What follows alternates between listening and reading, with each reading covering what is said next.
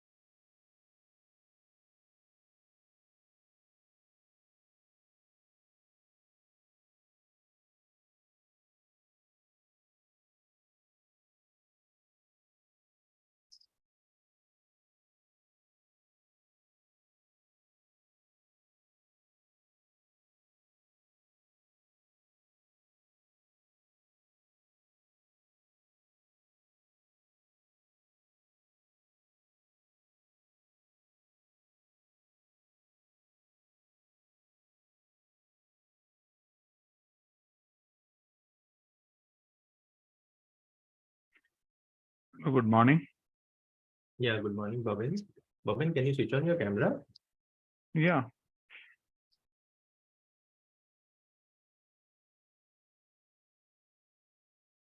Hi, long time, Bobin. Yeah. Actually, I'm switching it off only because I'm in home, so the internet may not be so strong. So it is better to have audio only. No, I mean in the initial phase, maybe you can Okay. switch off Yeah. once we are connected. Okay, no issue. Yeah. Your presentation is there, Bobin? Yeah. Yeah, I have this one. It is there. Let me Okay. see. No problem.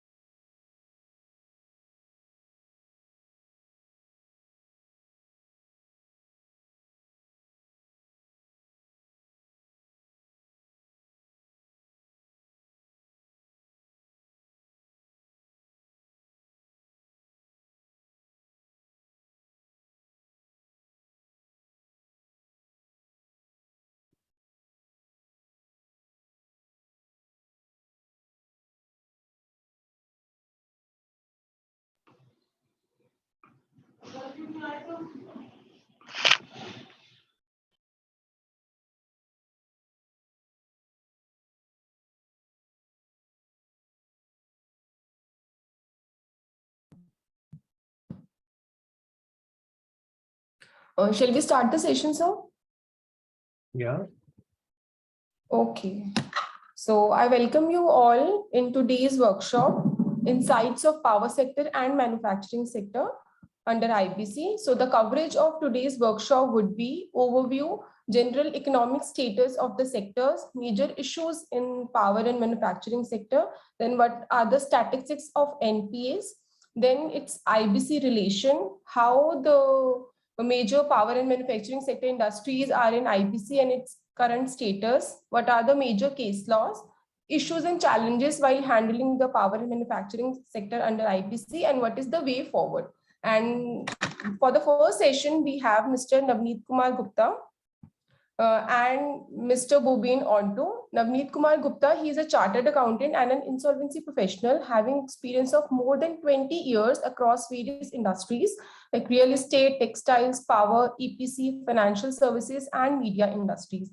He has end-to-end financial experience of audit, taxation, pricing, controllership, budgeting, forecasting, CFO functions, and etc. And with regard to IBC, he has done successful resolution of Bhushan Industries and the Imperial.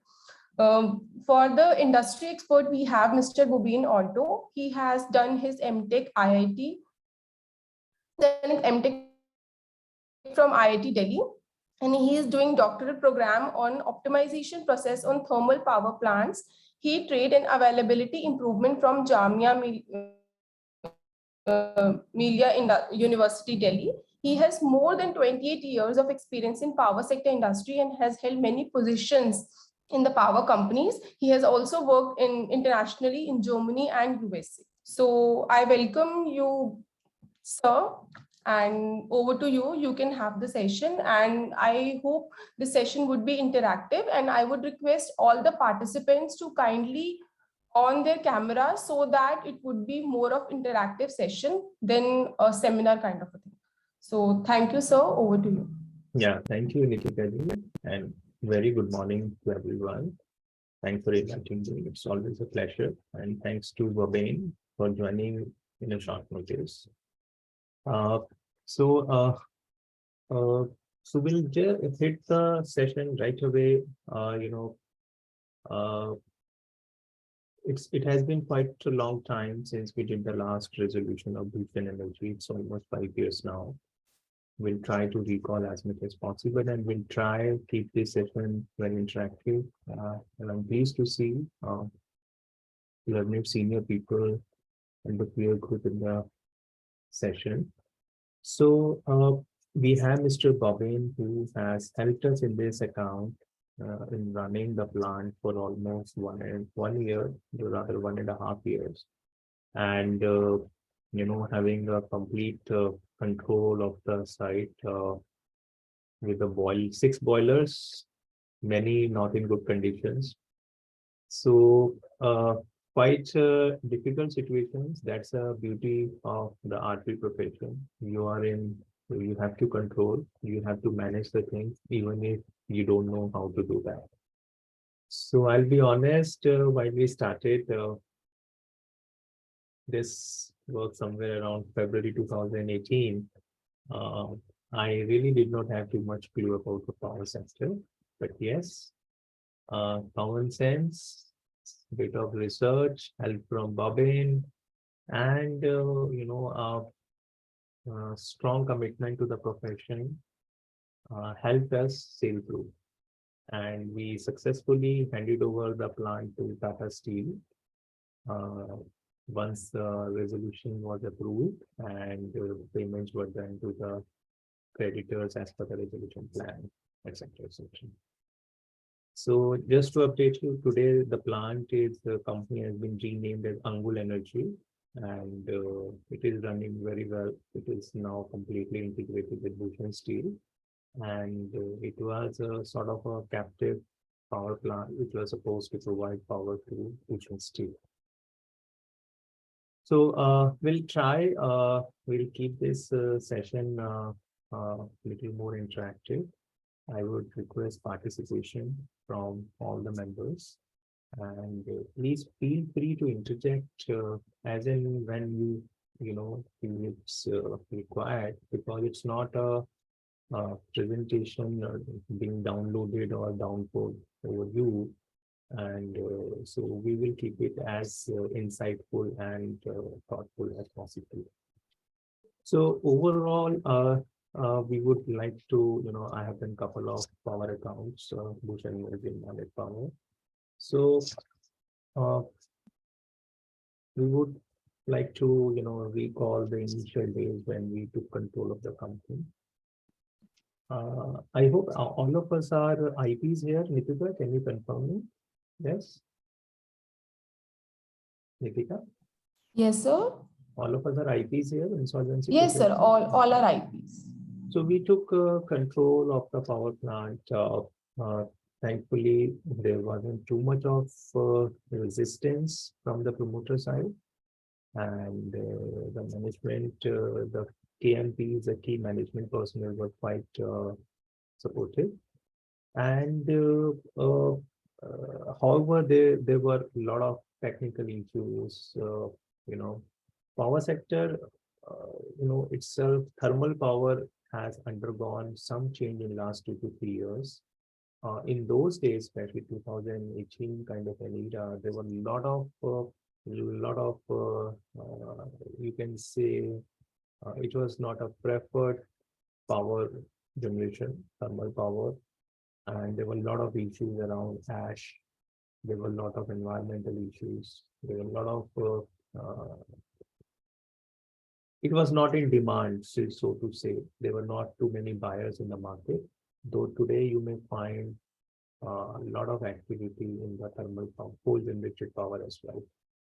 So maybe before I, I'll keep interjecting. I'll keep moderating the session. I would request if you can have, a detailed technical view from Mr. Bobbin about the work we have done at Houston Energy, with a special focus on, the power. And he being a power expert, will be able to take us through the kind of technicalities, the kind of challenges we have faced, and how we have tried to overcome that. So over to you, Bobbin. Good morning, everybody. And is audible to all? Yeah, you are. Okay. Major thing is that Bhushan was a company which was managed for the steel generation, and the power is an essential item for them. Okay. But when we taken over, the first observation was that there are a lot of breakdowns were there because they have a multi-unit system. Multi-unit system because I'll explain you like that. The power, the steam is produced by a lot of boilers, and the same steam is connected to the main header and taking that steam for the essentiality for the turbine and use it. And another issue was they also have lot of waste heat recovery boilers owned by Tata Steel on their premises to produce the steam also. Okay, so there is a steam supply and there is a power supply. As you know that this is around about 430 megawatt plant. So normal people has the resistance to say that how you can control anything and like that. So we first as a group start taking the advice from the group rather than commenting to anything too. Because I asked the daily plan meeting, what are your advices to solve it? Rather than dictating to them. So I got around about 70, 80 suggestions normally from the peer group and all people. So I told that let us have a small pattern which is followed internationally to the people now in this one.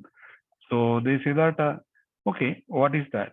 I say that let us spend some every meeting. We start with a safety review for 5 minutes in the starting of the session. There was a lot of resistance and say that we are having nothing like that. But if you see the number of outages and accidents in Bhushan Steel before, it has a trend of around about 13 to 14%. So the top management was interested to listen in that, but I say that I want to know that what is your observation on safety for a 5 minutes, not more than 5 minutes during the preview. This method has got lot of near miss incidents from the plan and avoid the failure to a minimum. By grace of God, we had achieved around about 100% without any accident during our duration. And it was I would even like to, I would like to pause you here, Bobin, just to emphasize to the fellow IPs. Yeah. We were continuously scared as a team. And Bobin would recall he had a very clear mandate from myself that there should not be any accident in the plant. There should not be any loss of life or injury. That was a first mandate to him. And second, there was no loss of property. Now, this may cost us power disruptions. This may cost us shutting down the plant for a few days. This may cost us a going concern. This may cost us anything. Yeah. And thankfully, by grace of God, and Bobbin has clearly, supported that fully on that, the motto or the agenda. We did not have any even minor accident during our tenure. Rather, the plant was running better than it was earlier. And on the top of it, Bobbin was he was coming back to us time and again for a certain repair expenditure, and we were always saying no. So the beauty of the game is that you don't have money, surplus money to invest back into the manufacturing or power generation facility. You want no accident, you want complete safety, you want continuity. Now, given these constraints, the plant delivered well under supervision of Bobbin, and it was a very satisfying experience with a bit of sense of achievement as well at the end of the day, that we could manage this. And there were certain technical inputs from Bobbin. Okay, do this, do that. There are 3 options. There are 5 options, and we were all jointly discussing. Okay, why don't we choose this? So it was quite an experience, and it's thrilling at times, scary at times, to run a power plant, that to a thermal coal-based steam generating power plant. There are chances of blasts, leakage, injury. And just to remind the fellow IPs, there are more than 100 acts which are applicable when it comes to a manufacturing facility. And you are the de facto, de jure owner of the factory. Any accident which takes place, you are directly accountable, answerable. So given all these things, how would you sleep during the tenure of your assignment while you're handling a power plant is something to be thoughtful of. So tough assignments, but have to be managed well. Back to you, Bob. I just wanted to give flavor of priorities. Can I ask Thank a small short yes. question? Yeah. I just wanted to find out what is the status. You mentioned that you are the de facto de jure owner. Does the RP also become an occupier of the factory to basically be responsible? That's what I wanted to say. So the Factories Act has no provision basically in all our other manufacturing setup also we see. How do you actually become a de jure occupier without actually making that filing? So the factory occupier is basically someone who is part of the board of directors. That's so the suspended board of directors never lose their duties actually. So they actually lose their powers, but not the duties. So no, sir, that is true, sir. I agree with that. But they're in the suspension mode at the same time. They are not involved in the active management. They are not being consulted. They are not taking decisions. They are not doing the purchase, they are not doing the sales, they are not managing the finances.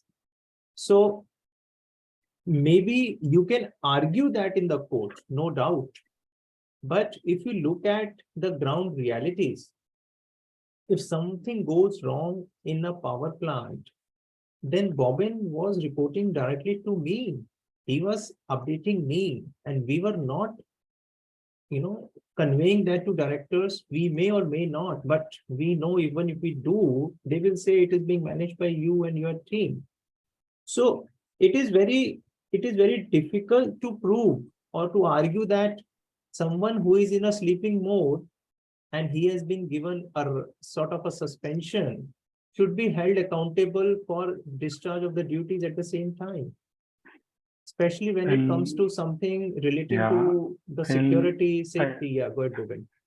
Yeah, I'll add to that, sir. What happened is that you are absolutely right. The factory manager is the plan head, which is taken place officially. But the plan head, which is designated on that time, is as an owner of IRP. What happened is that I tell you, there was an accident in the steam plant and a big team has been visited to the Bhushan Steel also, the power sector. Then they asked that who is the factory manager of this section. They told that, sir, we are nominated factory manager, but owner is IRP because it is under dispute. You understand? Then the chief factory inspector called me and tell that, what are the precautions you are making to avoid the same situation in your place? As you know that there is an action plan to be submitted within 48 hours to the factory inspector, by the factory inspector to the factory manager, that factory inspectorate. This action plan to be signed by the factory manager, and they told that because you are a technical expert, your signature is also needed, and we bound to sign in that action plan we proposed for that one. So this is basically legally maybe you are right, sir, but actually this is what practically happening, because ones who are taking the action in that place, you are responsible to take up that part into that. Is it clear, sir?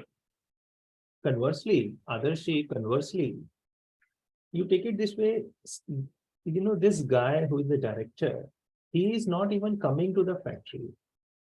He is not attending to the affairs of the company. How would you, it will rather backfire if you say that he should be responsible for the affairs while you are completely running the show in and out, end to end.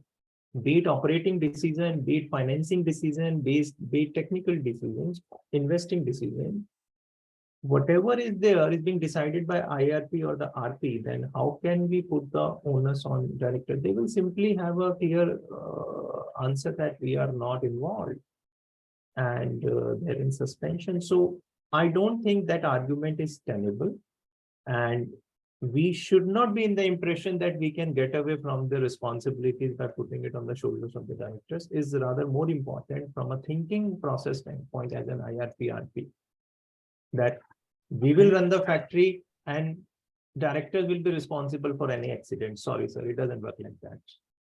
It will be more of a dereliction on our part if we think even that's in that manner. We have to own the baby. It is assigned to us, and we have to live up to the expectations. Now, whatever needs to be done under the sun has to be done in that case. I tell you a single example, sir.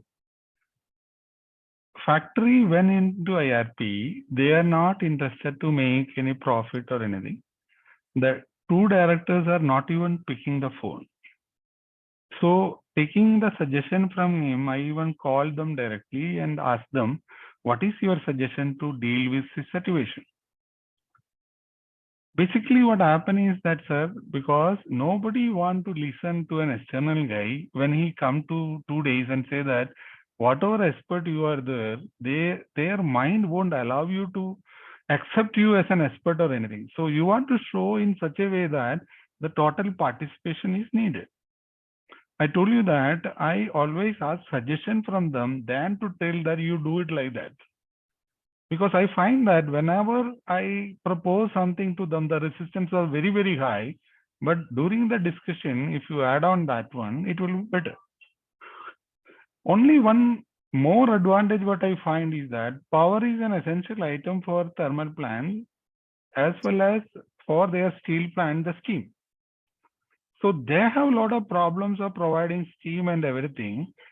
And it become in such a way that the reference of steam plant was more than the power plant. They say that, no, you can tell me something about what I should do in my WHRV in so many times. And after turning, to spend at least 3 hours in the steam plant than in spending time with the power plant. Now, the second point I tell you, more than safety, there are some essential repairs are more needed for that one. And as you know that the fuel is covering round about 75% to 80% cost of the power. Now, you are not ready to accept any oil consumption.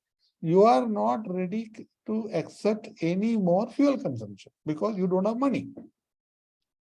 Because if you don't show that it's a profitable price of that what they are taking, they will say that you are not managing well. So the next task comes about how you do to utilize the available resources and do it for a better purpose. As you go to power plant, there are some 52 parameters you want to watch to know that how the system is going on.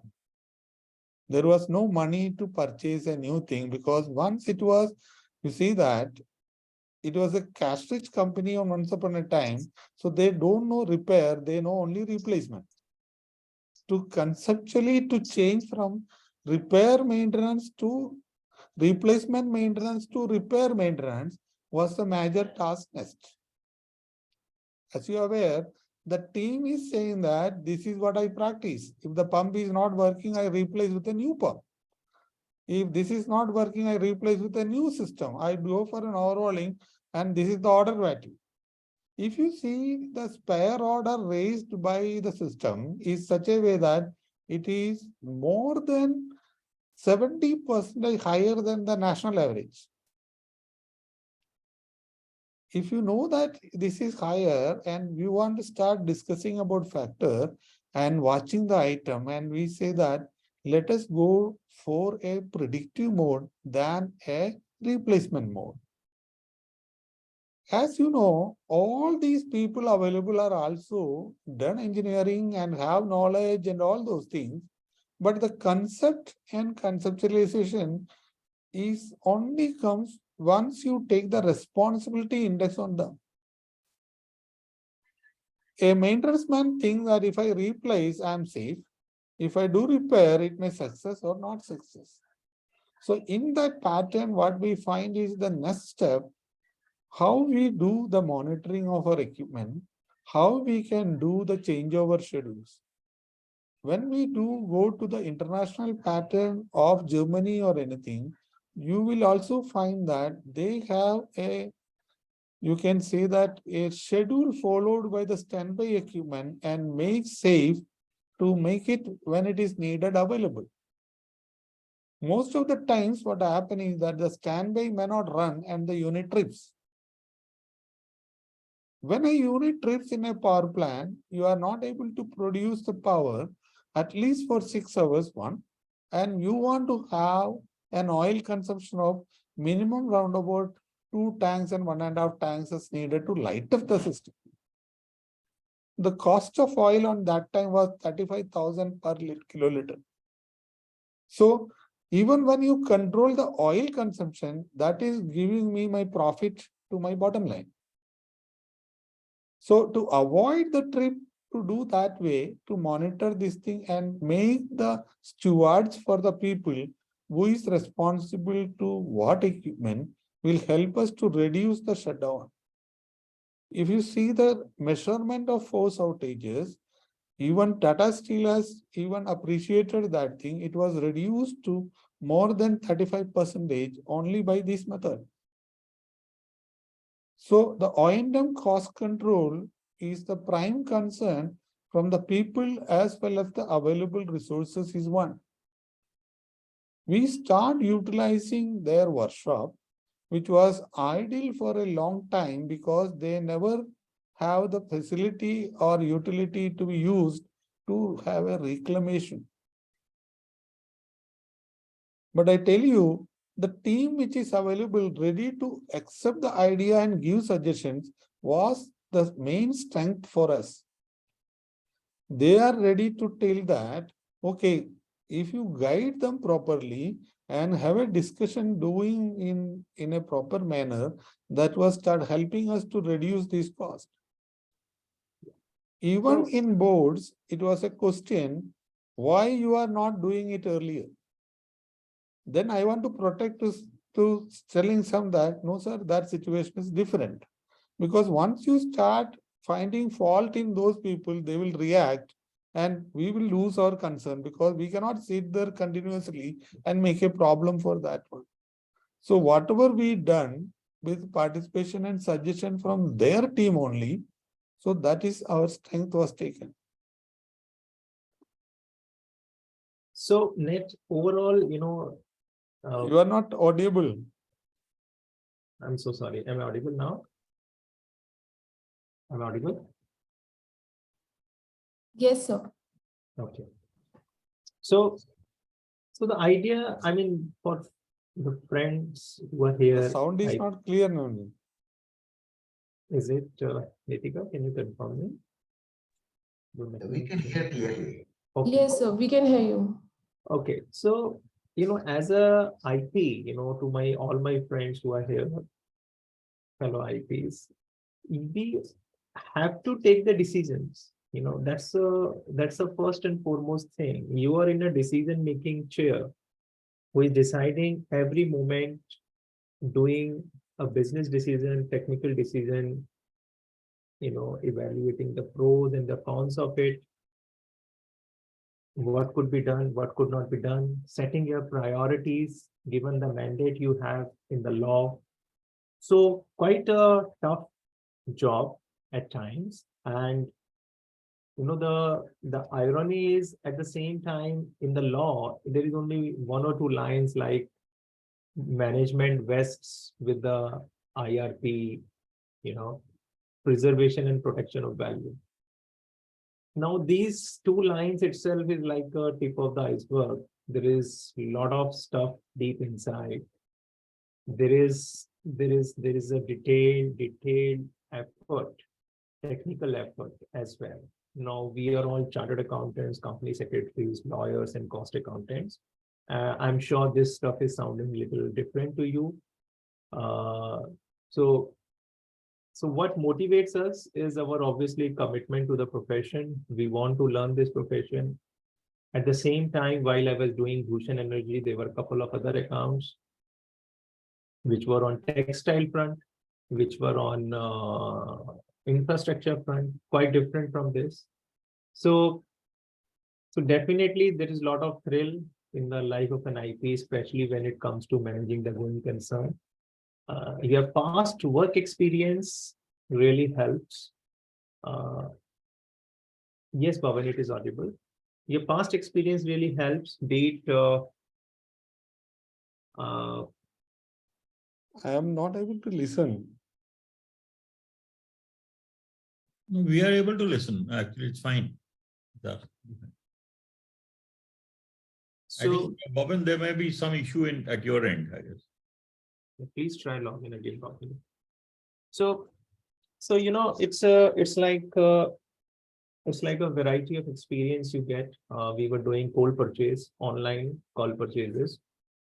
We were doing purchasing on domestic plus imports. Now, interesting thing is the calorific value of the domestic coal is not so good compared to the imported coal. And we are just, I'm just, telling it at a very high level. And we have to attain a mix of a coal, which mandates us to have a certain proportion of the imported coal. Otherwise, the steam generation is not that good, simply saying, and the turbine may not move. Now, what does it mean? We as a cost conscious people coming from a chartered accountant background, though I have a lot of industry experience as well, that was helpful in carrying out the assignment. But you have to have a coal which is imported and you have to mix it. Now, our mandate to Bobbin has been, Bobbin, why can't we reduce the cost? Why don't you use a domestic coal more than the imported coal? And answer was always no. And we could have been, in a rather bigger problem, because the steam will be generated, but it will not be generated with the power it requires. And then whatever domestic coal we purchase and we consume is going to be waste unless it gets a booster energy, booster steam, which can only come out of the imported coal. And we were doing, online auctions and all those things, So, there were so many things, the law has given you a lot of responsibility especially when it comes to the going concern companies vis-a-vis shutdown companies which are not active. There's a very heavy involvement, and I think stakeholders, the COC and other stakeholders should also appreciate the kind of effort that goes into it. And the beauty of the entire thing was when we handed over to Tata Steel, there was a very, very smooth transition. And they rather appreciated the work we have done in the plant. The work which, given the constraints we had, and obviously, as Bobbin has mentioned, we did not have the surplus money to invest into the replacements. Rather, repairs were also difficult. So given those, and I recall an incident, maybe Bobbin can expand more. There were 6 boilers, and so we were switching off 2 boilers at one point in time so that they can be put to rest. And we were rotating the boilers in a very scientific way, so that and they don't crack up. They don't cause any sort of an injury or any problem at the site. And though the rotation also would have cost us certain things, but we were ready to do that because in the interest of safety. Now, this is and everything flows from your own thinking process. So the IRP or the RP cannot sleep and assume that all things are working, people are applying their minds. And it is my serious suggestion to everyone that please do apply your mind while you're into a certain situation. And obviously you will be guided by technical teams, but keep your mind open and keep thinking, keep asking questions to yourself. Am I doing enough? Am I doing the right thing? What could be the possible consequence of this action or an inaction? When you visit the site, you will yourself realize what are the priorities. Like our priorities were very clear to Bobbin, which we communicated. Safety remains the first priority. Safety, safety, safety. That's what these are the 3 things we've always said to him. And rest everything can be compromised. Now, given that, yes, once safety is in place, yes, then we will go to the next point. So everyone has to apply his or her own mind in a given situation, in a given setup, and then move forward. And thankfully, Bobbin has been so receptive, so so experienced. We were quite relaxed that yes, there is someone who is taking care, and also in addition to that, there were technical teams in the company as well. But obviously, with the change of management, we do trust them, but we can't act on their advice without cross-validating their suggestions from someone else who is independent like us. And that's where Bobbin role was, very much helpful. We were cross-validating whatever is being suggested to us by the old employees, the vintage employee, experienced employees, or maybe something new we were trying to test. So all these were validated by him. He was giving us the very clear picture. These are the benefits, these are the disadvantages. And that's how we kept moving on and on and on. Sorry, Bobin, carry on. Can you hear me now? Yeah, now it is okay. Okay. Is it audible to all? Yes, you are. Yeah. I tell you, there is some systems followed in India, that is all boilers in operation and take it out as needed in partial load operation. Okay. When we seen this thing, what is happening is that any of the surge in the system happen lead to the tripping of the other unit. But when we suggested to them that why can't we take 2 units as a standby, and as and when we get the changeover systems, we can bring it them because you have an auxiliary steam header is available from the Tata Steel itself. There was a long resistance, and I told them, if you analyze your past tripping of boiler off before we take it up, it is not human error, it is the system error fault is happening. So when we see case by case, I told them, can we keep these 2 on standby?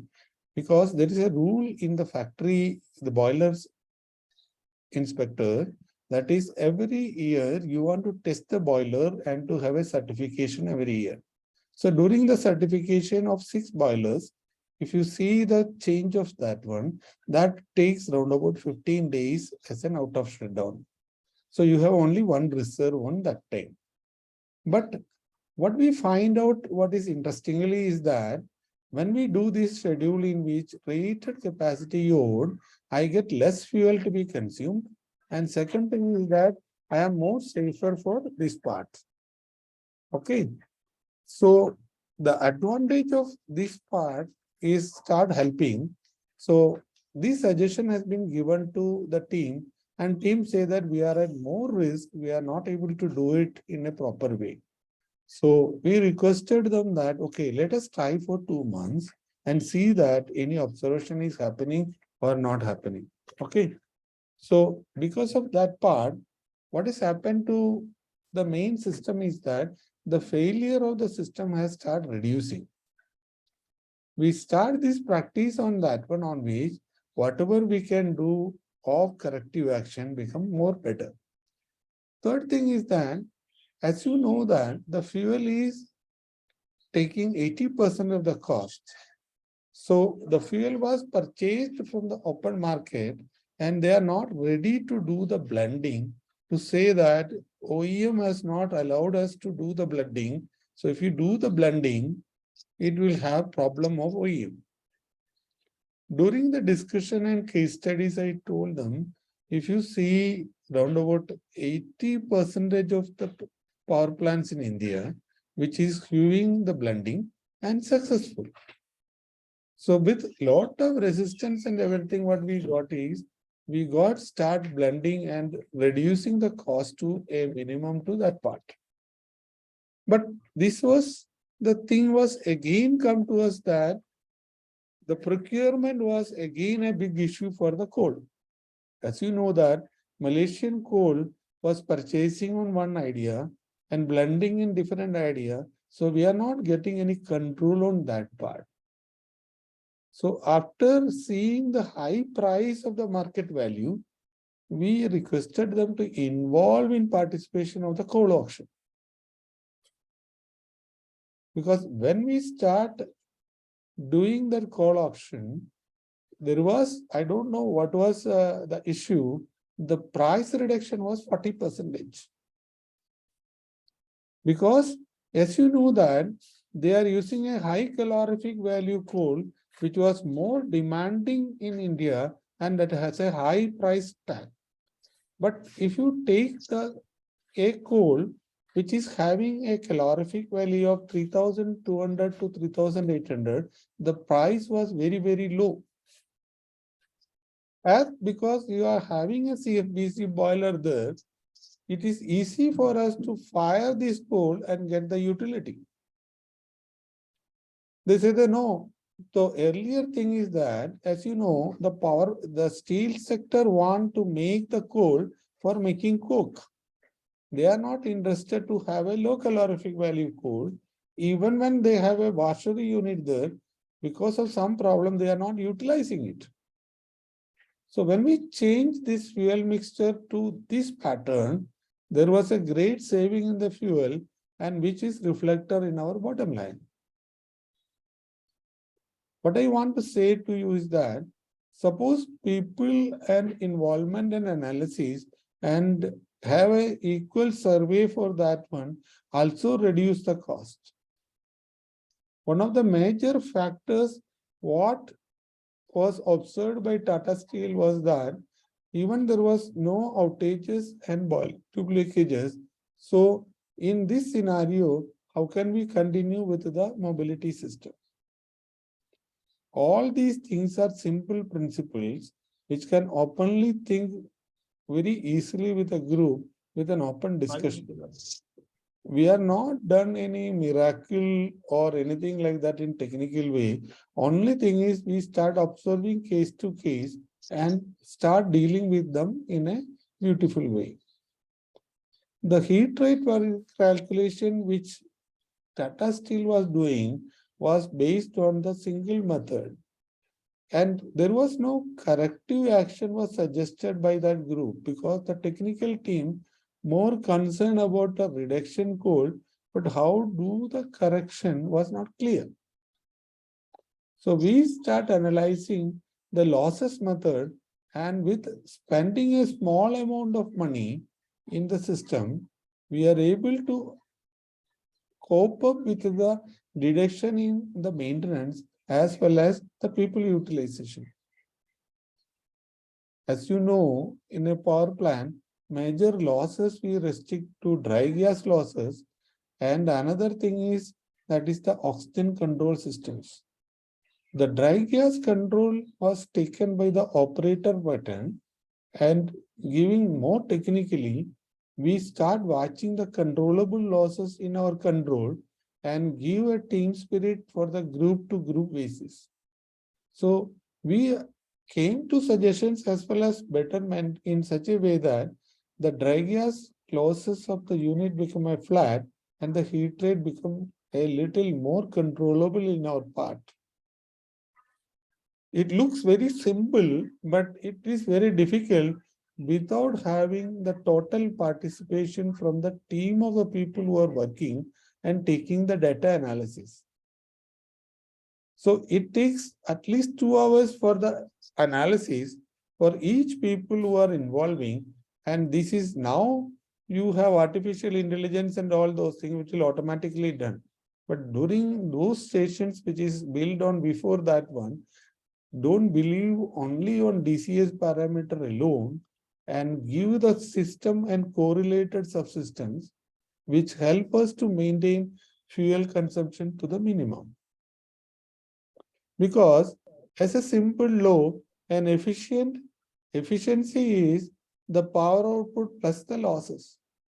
When the losses are more, the efficiency is less, and which will lead to more failures in the system indirectly, which we feel that we can afford. So once you make the system efficient, the losses become minimum and the controllable parameter become easier and the system will be okay. It looks difficult, but it is not impossible to do it. But you want to have the people together and do the suggestions and participation, you can do it. So these are the major points technically we have come across with that one. We control the safety, we go on for the reliability with having more predictive mode than the preventive mode, as well as you are having any failure modes. So predictive modes become, we start watching these ideas and having a changeover schedule to meet the equipment available as and when it is needed. Like you can have the equipment standby, but in essential items it is available. What happened because of all those things is that people will also become important and their suggestion schemes also find out where the pinpoint and minimum cost is possible. and everybody know that there is no money to spend, so it becomes a survival for the all the people rather than finding out, okay, let us close it and keep it shut down. But this method, by doing small items and analyzing, reduce the maintenance cost also to minimum, and utilizing the existing method help us to do a better availability for the problem. As recorded by the Tatas, they told that this availability is 99% because of the prior working and monitoring of the team. We appreciate this part because that was a big number in power sector during that time. During the changeover, as you know that Tata has deputed 22 engineers to see each and every system and make the audit completely before do the verification of that part. You can easily see the merits recorded by the Tatas to say that the system was maintained properly, so it has no issue to change over for us very easily. First proposal, they told that we want to have an additional cost to reclamation and part. Yes, there are some big tasks we kept pending because of the available of COP, but the essential item we have already done, the rectification of cooling towers, we already done rectification of main pager pumps, we already done the major part of air preheater. Those major part which the return of investment was very high, we have already done in that part, so we are able to maintain a better heat rate and a minimum cost of power for 1.5 years, which was lead to a profitability for the system. Technical part is only that. Otherwise, if you go to case, I don't think it is as more importance. If anybody has any queries, we are ready to answer in that part. Let us listen from the audience. If do they have any of the clarification needed, the points we have raised. Please. Yeah, I would sincerely request all of you to please switch on your camera and do participate and ask questions. Whatever questions you have, it's an relevant discussion. We are sharing some very important jewels of experience we had undergone, all straight from directly from the people who have governed affairs. So please switch on yourself and please ask the questions. We have kept good 1.5 hours for you to ask the questions. Please carry on. We are waiting. Nitika, maybe you'll have to moderate the session and encourage the participants to ask questions if you're there.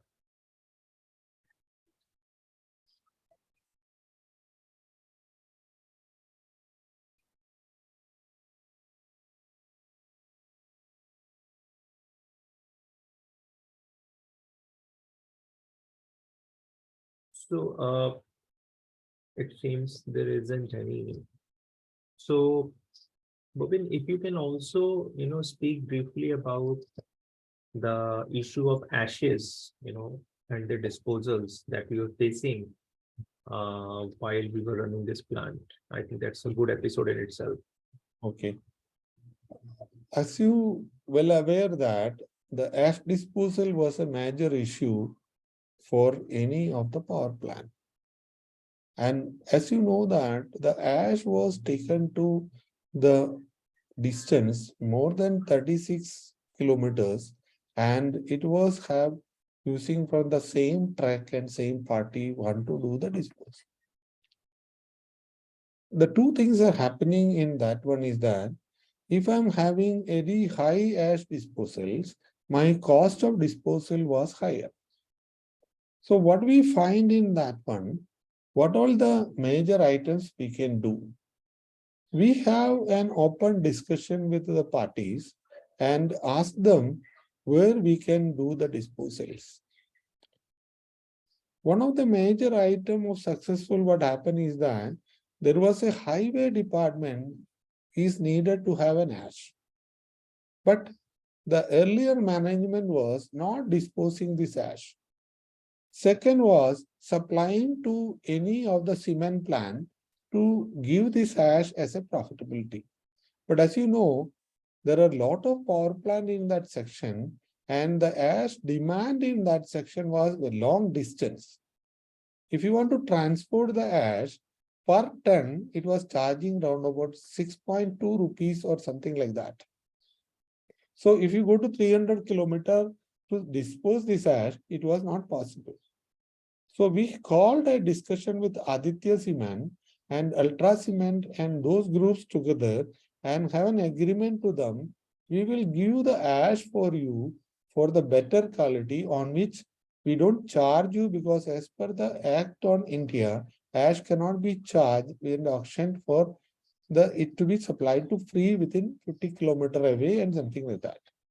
So we able to find out two things. One thing, we are able to find a mine spot which is able to fill up by the ash. Second one is that we able to find the party of the highway building which was ready to take our ash for the long percentage. There was only one discussion with the management in that one. Management not ready to open up for the other people stuck enter into the system to suck it out of the system.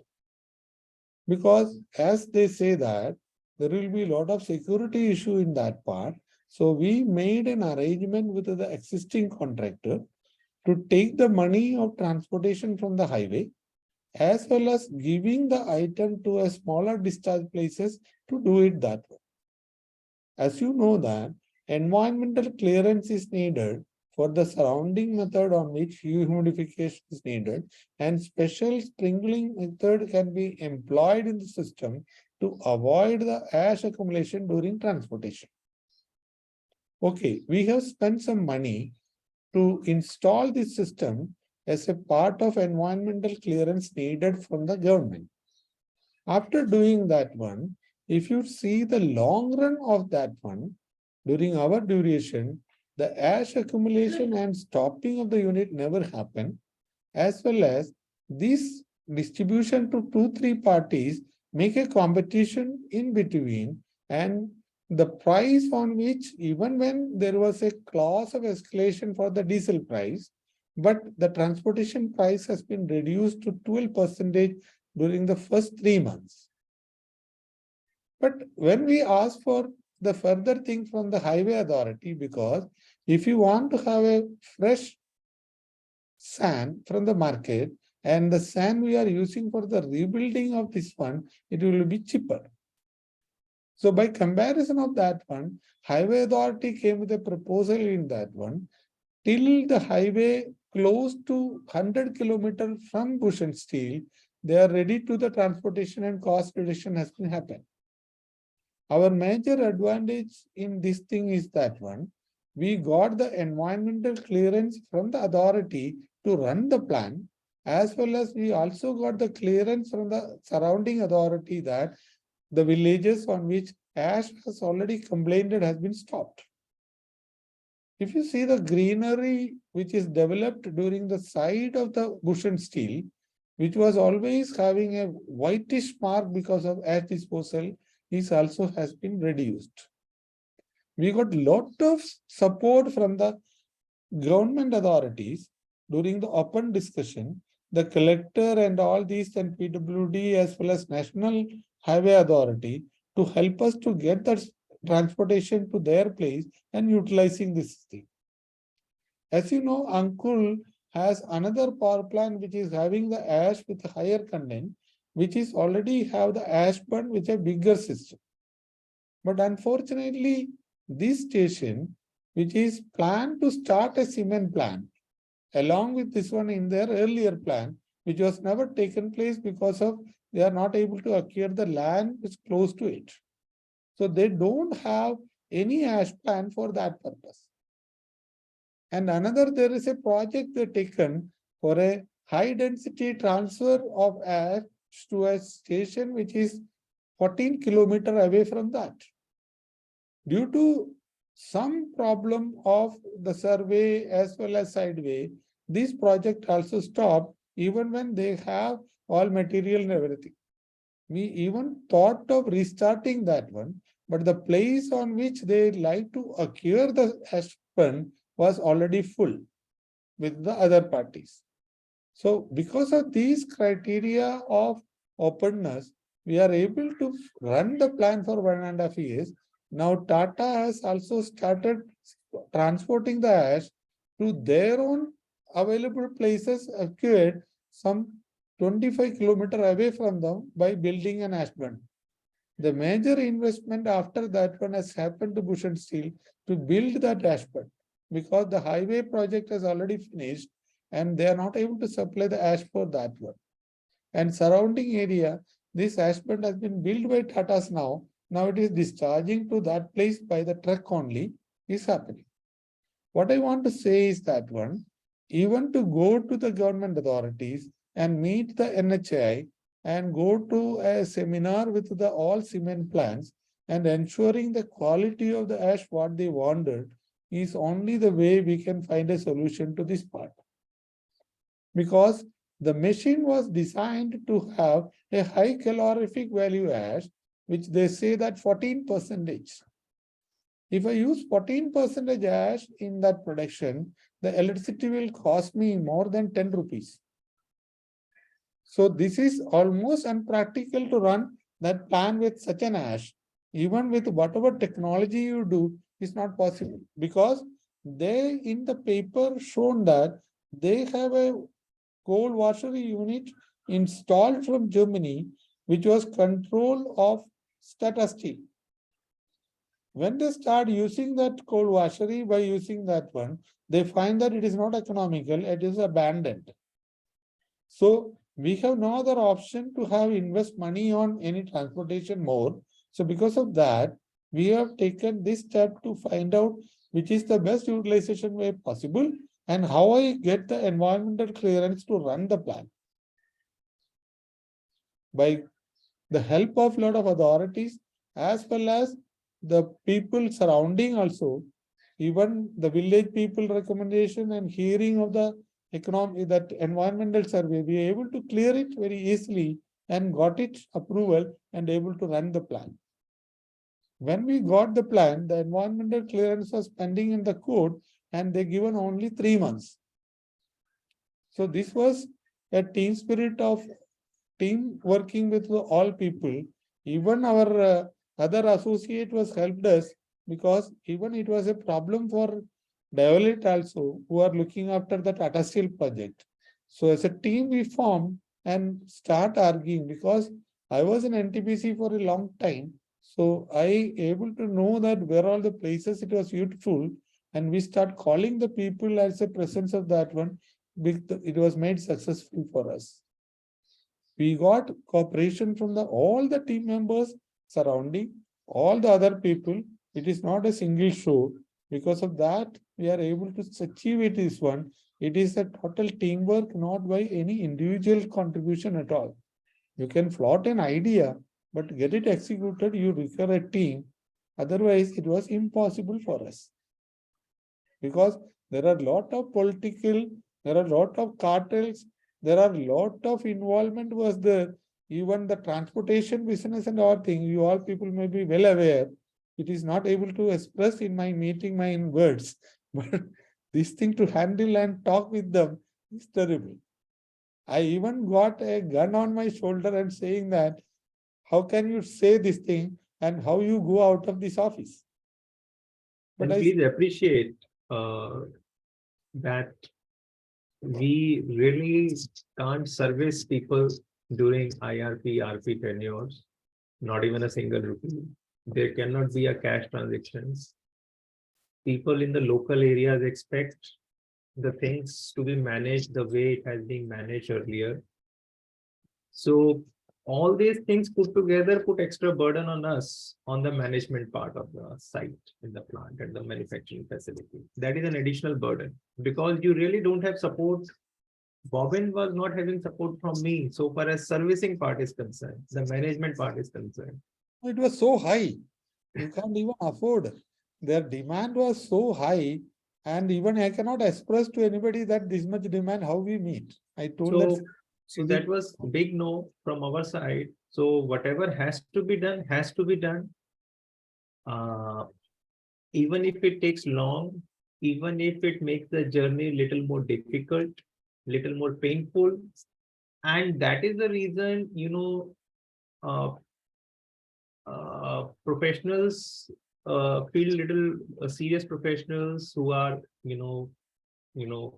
delivering to the T, are not rewarded at times in the same ratio, because the moment you take out all these things, the effort involved increases 2x, 3x, 4x. And that is where, that is how things are. And you can't change the entire ecosystem overnight just because an IRP or RP is appointed, just because IBC in place. Local vendors, local suppliers, local people have their own expectations. So, but having said that, after some point in time, they also start realizing that these guys are not going to give up. They will not agree to their demands, and they will take whatever is the right course of action. And slowly and steadily, the equation builds up both the ways. They also realize, and we all, that this is how the things are. And I have maybe only one point to convince them. There are 380 people who are working from the same village on which these Nadas are residing. Okay. These 380 people are already working on power plant for the labor supply as well as other jobs. My say is that I'll ensure you the payment for you every month, but I cannot give you anything other than that. If you stop, this payment is not possible and it will take a shutdown. I am only managing, I am not owning this plan. Ultimately, this click to them and they know. I told that even you can check up anything, however I am staying, what is my goods and everything. I am not having any excess money or anything. I am not having a Benz car. I am not running with an Audi car. And they say that, where are these directors are now? I say, I have no answer. I am coming to a participative car on which you are meeting. I am coming to you in this way. Only I can ensure you that before 7th, your salary of your people will be given. And I assure you that that never stops when they start working. Other than that, nothing on my pocket. And please say that. So I will be always fearful on 5th day or 6th day and insist that please release that payment. Otherwise, I cannot even go there. So that is the only thing which that people support is the major strength, which helped us to solve these issues of secondary expenses. You got all, but if you don't have money, what do you want to worry?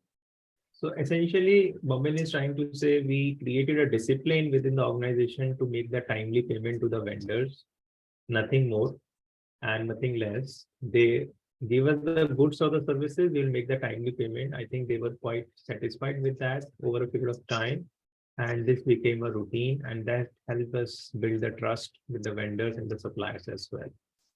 So very helpful, Bobin, and thanks for joining at such a short notice. If anyone has any questions from Mr. Bobin, you may please maybe ask the last 5-10 minutes for him, and then maybe I'll take the session forward. So if you have any questions from Mr. Bobin, please feel free to ask the questions.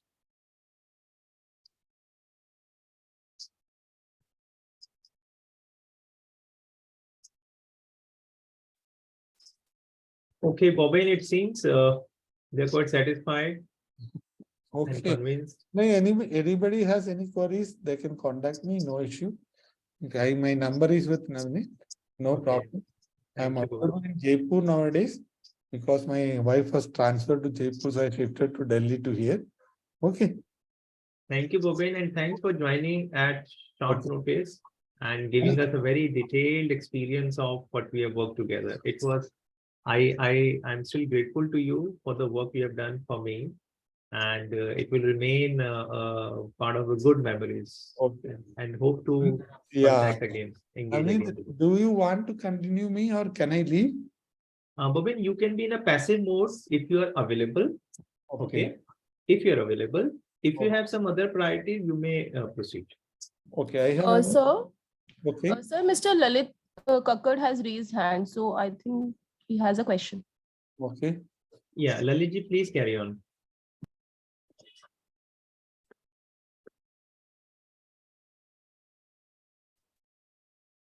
Nitika ji, if you may request the participants to please either switch on, it's become very boring and monotonous to speak because it seems that what we are speaking or we are sharing doesn't really,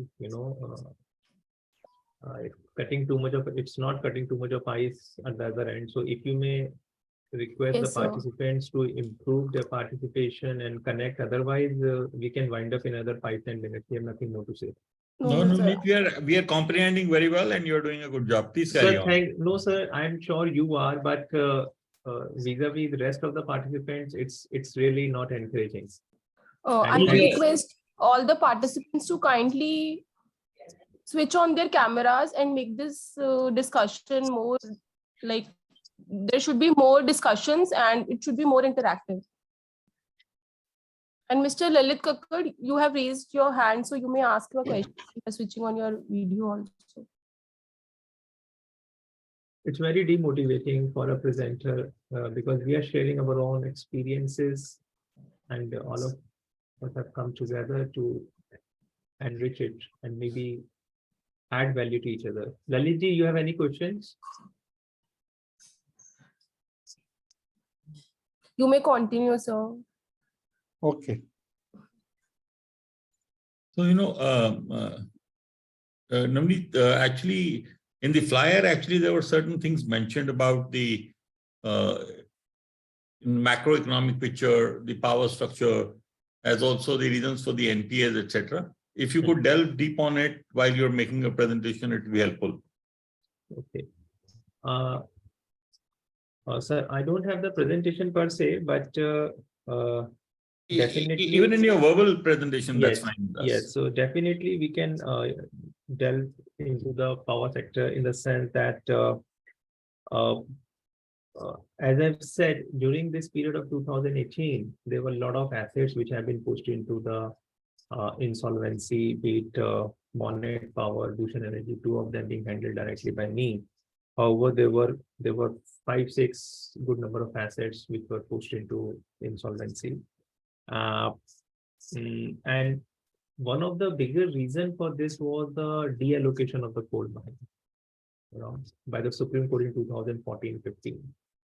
And, for example, if you take the example of Monet Power itself, there were many power plants which were based on the premise that there will be a supply of the coal, which is 70 to 80% of the, rather 40 to 50% of the cost. On a certain premise that, okay, mines will be there will be a certain cost of mining, there will be certain cost of transporting that coal, there will be certain cost of washing that coal, and then this will be my consumption. This will be my production cost, and this will be my power purchase agreement with the various grid hosts. Now, having said that, after the Supreme Court order on the allocation of mines, which was, which deallocated certain mines, most of them, this was a biggest, upsetting thing in the power sector. And many of the cost benefit analysis, the basic premise of setting the power plants got disturbed because of that. And that actually demotivated promoters from moving further. And it also demotivated bankers into funding more into these power plants and providing them more funds. So there was a sort of a ripple effect wherein the further disbursements were stopped in view of the deallocation of coal mines, and also, so everything was left in the lurch. Now, having said that, this was one of the major reasons, and after that, recently you must have been hearing, I think during COVID period, as well, that there is a certain increase in the permanent shift in the demand of the power in the country. 2020-21, you may have seen the baseline itself has changed, and that has prompted, and obviously government has more focus on the renewables and all the global green energy, all these low carbons remain the norm. But reality is 70-80% of the power is still traditional power, which is coming from the coal. And now in practice, what is happening with this permanent shift in the energy sector demand is there is a lot of interest in the thermal power as well. And many of the groups are accumulating, consolidating their power generation capabilities in the sense that there is definitely a demand, and the green and the hydro and the renewable will take its own, and the solar will take its own time, one, to establish itself, number two, to come to the same level in terms of the cost. It is still a long journey, and even if we do the best, it cannot contribute more than 20-30% of the total power. That remains a business case for next 5 to 10 years at least. Given that context, we could see a lot of resolutions in the power sector. If you notice, in the last 1.5 to 2 years, there have been 3 to 4 resolutions which have happened in the power sector as well, because now, of late, it is fitting into the strategy of the bidder. The price is fitting into the scheme of things. It is coming at a price where the bidder also can make money at the end of the day and add to his or her scheme of things at a higher level in terms of the strategy. Overall, steel is an expansion, cement is an expansion, and both of them need power. So overall, what we can say is there was a time when there were a lot of assets being forced into insolvency and the stress, and now over last 1.5 years, we see a lot of improvement in those. And thankfully, the resolutions have happened, and majority of them are resolved by now.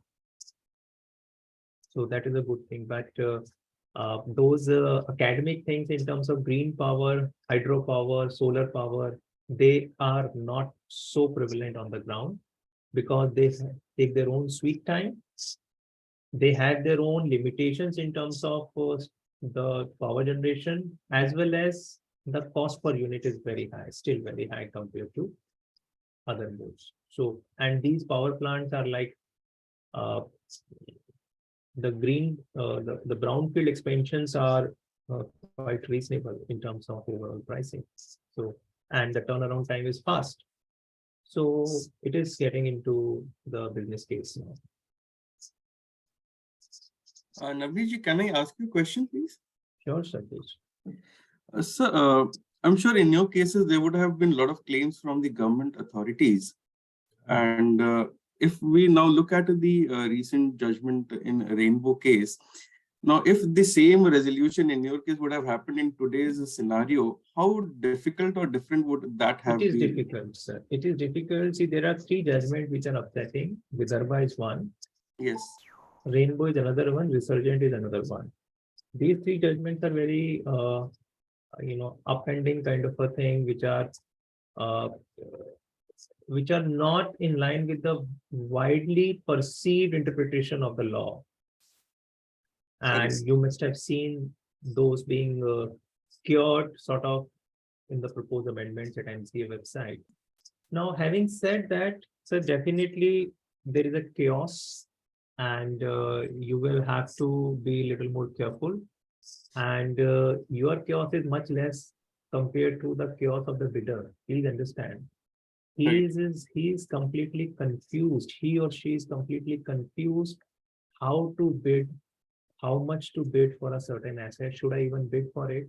What is going to happen? See, that is one area of the law which needs a lot of work. Make it buyer friendly. And it will take its own sweet time. Everyone is working in that direction, and and obviously the law is evolving. But this particular thing being a statutorily, they are saying they're secured creditor is a bit concerning. And you can see a couple of judgments from NCLAT. I Quoting could see Rainbow. one last week, I think, where it says income tax is a statutory or secured creditor. It's very Yes. disturbing. I could see one where they're saying no, they're not secured creditor. So it's mixed. I could see one judgment wherein a EPC company with a lot of arbitration claim is able to avoid insolvency because they could argue in the court. They have good number of arbitration claims which could be used to pay the debt of the company, and they are out of the net because of Vidarbha. Now, please understand, our law is not the trigger of event of insolvency is the default. It does not go into the huge asset base you may possess. Okay. So in effect, what I'm trying to say, the scheme of our law is that even if you have thousands of crores lying in your real estate, if you are not able to pay to the bank, you can be pushed into insolvency. On the contrary, the judgment which you're talking about talks about the potential of the company, that okay, this company has so much of assets, why do you push it into insolvency? That is basically they have a lot of net worth. Now, that is where government will have to amend the law and bring out clarity whether they want it to be a default based, or they want the entire net worth to be assessed, or somebody to come and provide opinion, recommendation, advice of what is going to happen with this company. I think law is very clear. It is a default based triggered insolvency. You do the default, be it a liquidity problem at your end, be it a solvency problem at your end, the company has to be pushed into insolvency. If the person has enough money, enough inventory, he can sell it at discount and pay it to the creditor. What is the problem in doing that? So Right. it's very clear to us. It is very clear to stakeholders, I think, but it needs little more clarity from the lawmakers. I'm sure they will come out and clarify the position. Similarly, for Rainbow as well, the government has said in the proposed amendment very clearly that statutorily created security will not prevail. It is the consensual security, which is a sort of a biparty or a bilateral contract. That is what is going to create a concept of the secured creditor, not by the prevalence of the law.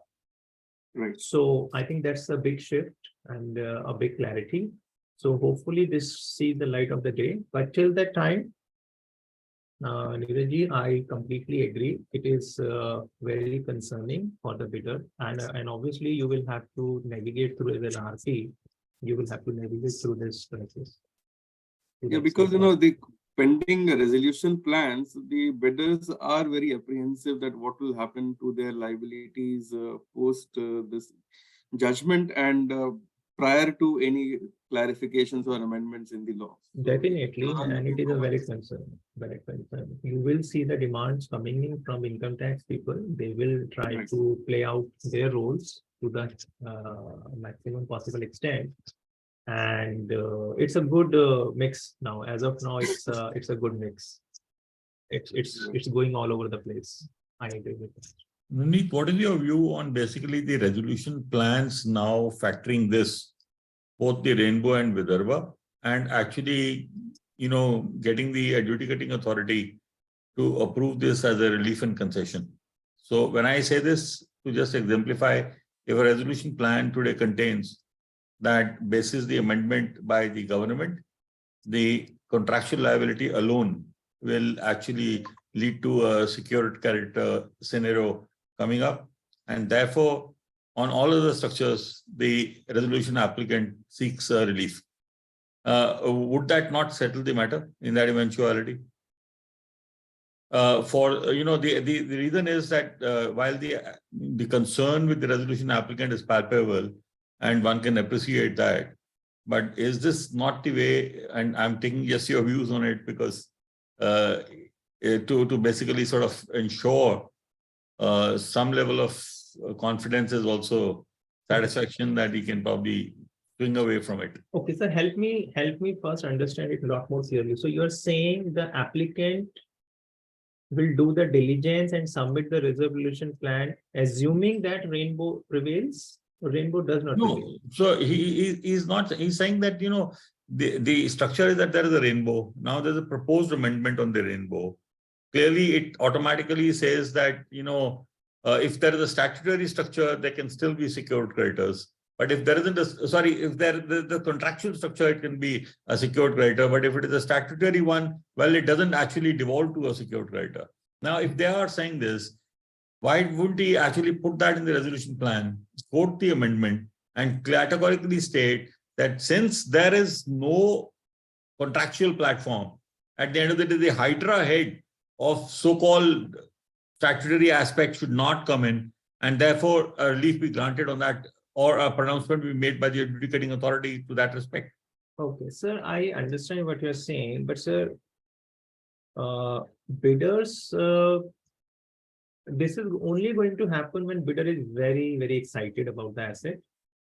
He's getting a deal, which is in his favor to a very large extent. But if I am the bidder, I may not proceed on this till the time the amendment is approved or there is an ordinance in place, because these are very unpredictable times, and every bidder will have his own apprehensions. Please appreciate, he is paying money at the end of the day, a good money.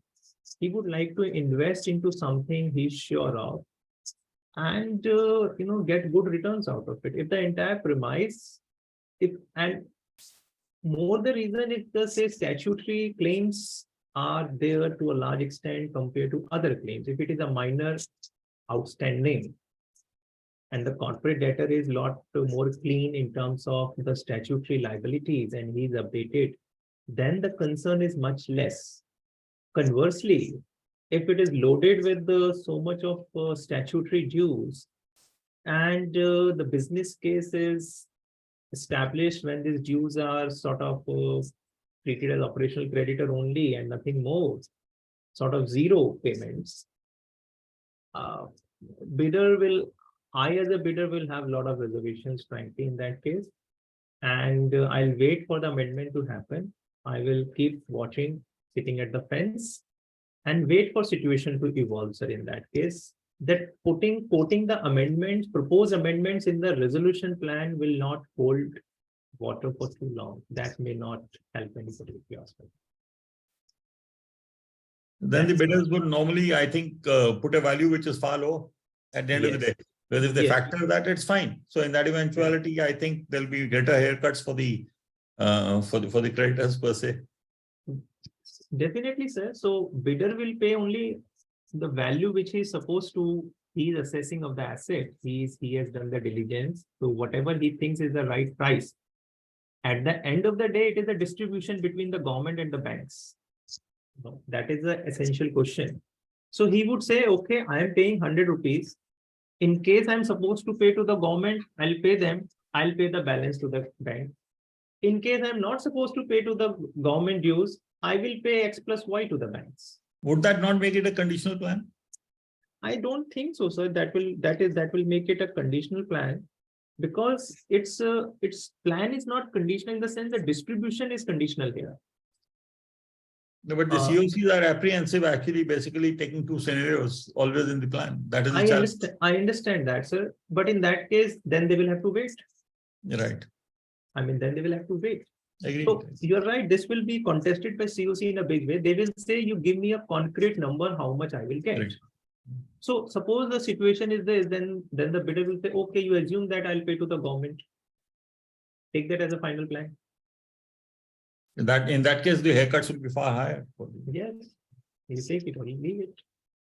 So bidder will always win. Let's give due respect to the bidder, the resolution applicant, and think from his point of view always, because he's Also- the one who is investing the fresh money. Yes, sir. Sorry, actually, I know I was leading to another question actually, and somewhat controversial, if I could, in the power segment. Yes, sir.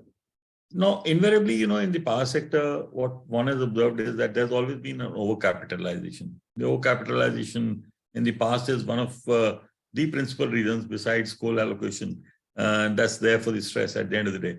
Now, I would not use the word that the promoters may have benefited out of that overcapitalization, but at the end of the day, can that benchmark basically be taken to actually make an application under 66 or not?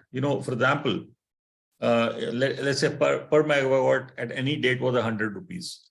Right now, if I see the capitalization done then in the structure, it was, let us say, 200 rupees per minute, right? So, or let's say 150 to make it more plausible. Now, when I see that, and I know that for sure and certain at that point in time, the cost overruns would not be a magnitude of a 50 at the end of the day, and I therefore see that there's something fishy in it. Now, could that be an attribute of basically, or a precinct to basically sort of make an application under 66 or not? Okay, sir, in my view, this is a reason for you to investigate. So this becomes a solid ground for you to believe, or, to appoint a detailed forensic investigation into the affairs of the company. But this cannot be the basis for making an application. This could be a trigger point for you, because you are now managing the affairs. If say 1 megawatt greenfield expansion should have cost 6 crores or say 10 crores, here it is costing say 20 crores. This is a signal and an alarm to you as a RP or the liquidator to carry out the detailed investigation into affairs of the company through a forensic auditor. Now, this itself this analytics does not work in courts. Analytics can only be an indicator for you to decide the course of action. But finally, you will have to cull out those transactions through which overcapitalization has happened, if any. Those specific transactions have to be identified. And then you can move an application to the court, and obviously the auditor will flag those.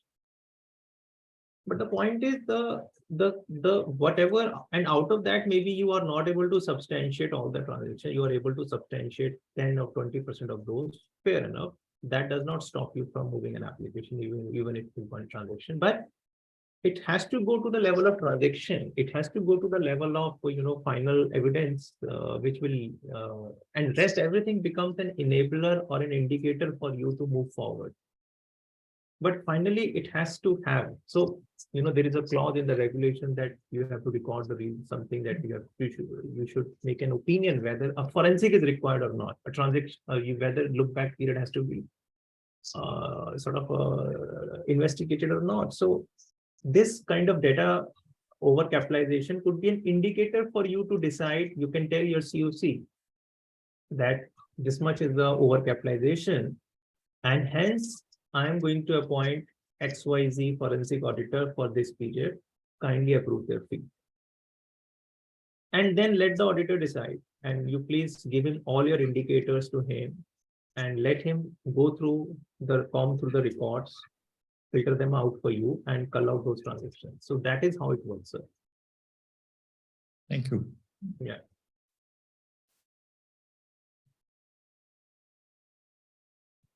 So, moving forward, sir. So there have been, in our case, we had been sort of a captive power plant who were doing billing, supplying power to Bhushan Steel, and just to give you an update, there have been a lot of in a power plant. You have one is the fuel supply agreement, the other one is the power purchase agreement. So in our case, definitely the fuel supply agreement was not there, but we had a power purchase agreement with the Bhushan Steel. So we cannot disclose beyond a point because of the going concern being transferred to Tata Steel. But we had litigation there as well in the public domain in terms of the pricing. We contested the pricing, the price at which we have been paid, and we did a detailed analysis on what should be our price per unit, which we are billing to the unit we are supplying power to. This is the strict reading of the power purchase agreement we have, and we sought revisions in the pricing as well. So partially successful, partially not successful, in the sense that the same company took over both the plants. So by that logic, that litigation did not come to final conclusion. But during the interim, we kept fighting for every rupee. We just wanted to convey to you that we were very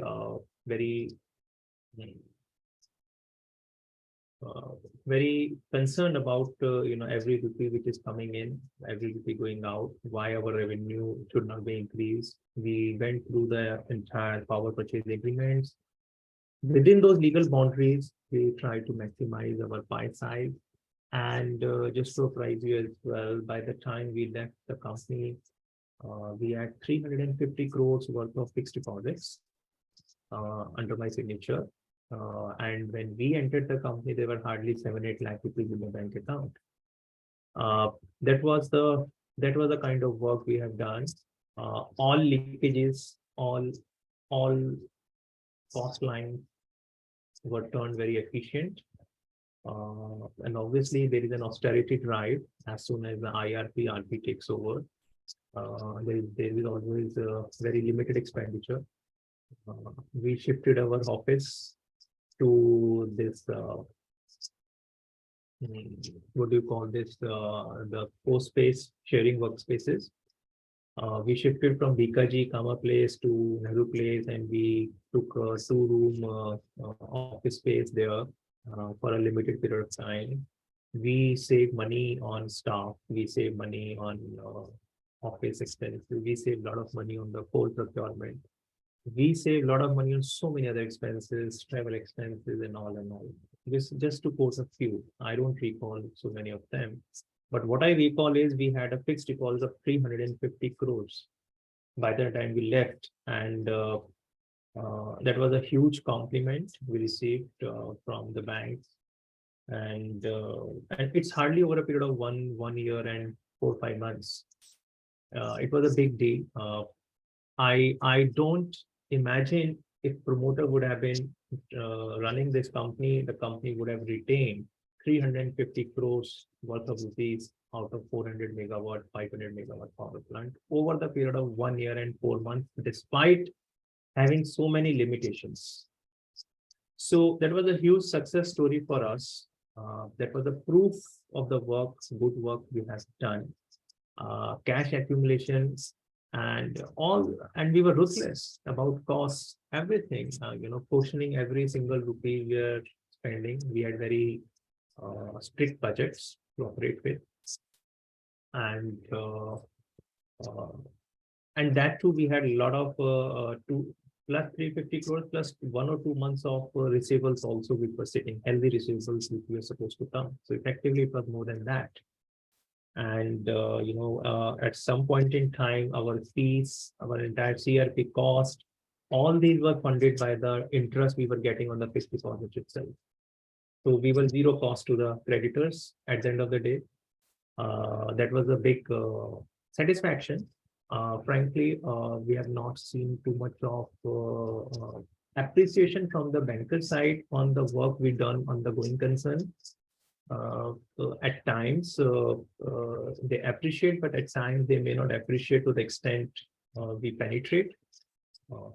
And we effectively, I have some experience of working with McKinsey and Boston in terms of cost efficiency projects. So we were trying to, put our all the skill sets, knowledge base into it. And we understand that many stakeholders will not even understand what kind of work has been done. But having said that, it was it was full of satisfaction to get such a nice result. And the bid size was 700 crores and 350 crores were returned on day one to Tata Steel. So that is the kind of, handover we did. 50% of the bid price was sitting with IRP as a fixed deposit. So, and the reason why it happened so is the plan approval took a little more time at NCLT. So, for example, the bids were given, say, by June 18, and they were approved by June 19 by NCLT. So, 1 year was the time lag, and during this period, we could accumulate 350 crores. So that was very satisfying work we have done, and we keep quoting that while we are talking at various forums. And there is no science to it. Let me tell you this: you have to put your soul into it, your heart into it.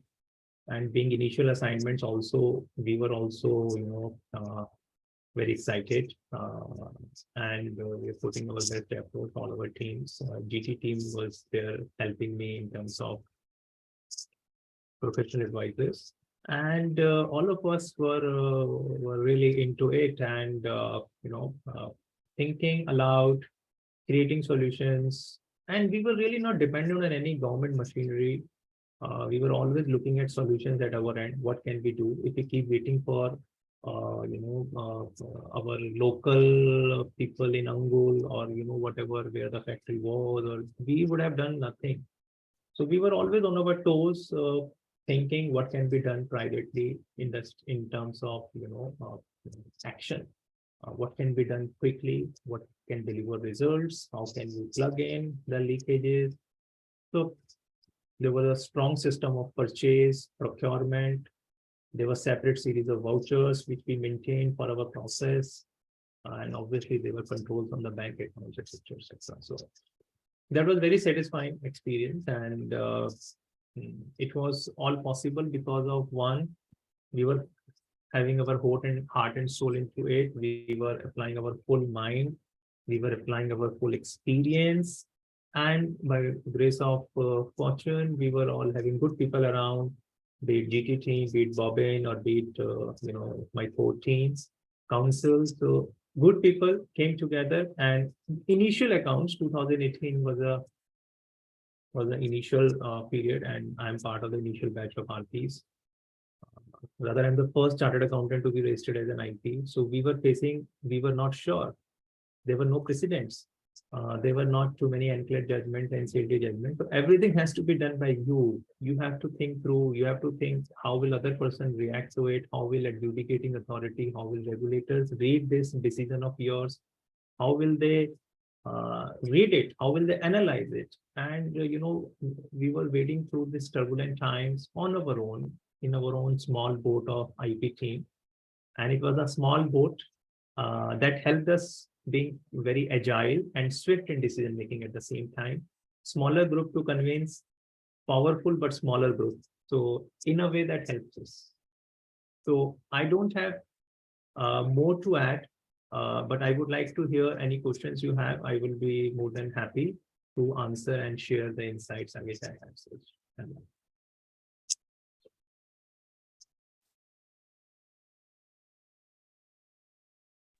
Neetika ji? Neetika ji?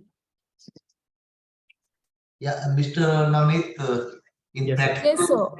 Yes, sir. situations, did you find the committee of creditors generally supporting you, or they go for their own interest rather than helping the? Sir, you have to understand their own governance and their own agenda before I comment on that. Being a banker, they are not too much concerned about the operating part of the company or the management part of the company. Okay. And obviously they are concerned with the utilization of the money, but they are not into your cost optimization. Yes, they are concerned with excessive costs, you should not do, whatever cost approvals have to be in place by the COC and all. But being a banker, yes, they have a focus on the recovery, that is for sure. But if you do something good, they will neither stop you from doing that, and you may find they may not go over the board to support you as well. So yeah, so if their interest is adversely impacted, they will definitely put their foot down and fight for it, which is fair. So you have to please understand what is their concern and what is their objective. So far as the IBC process is concerned, in fact, so far as the CD is concerned, look at it this way, when promoters are running the company, how much interest do they show in the running of the affairs of the company?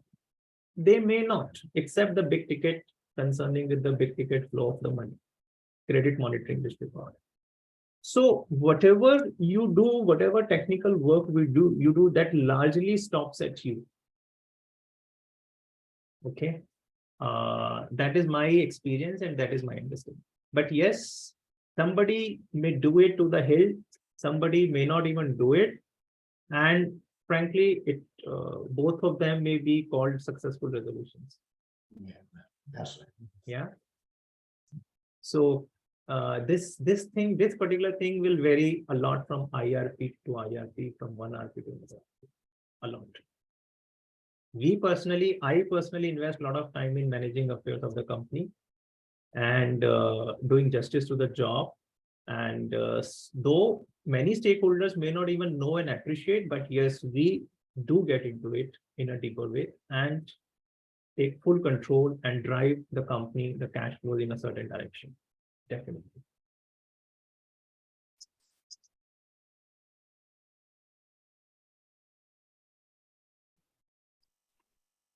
Sir? Yes, ma'am.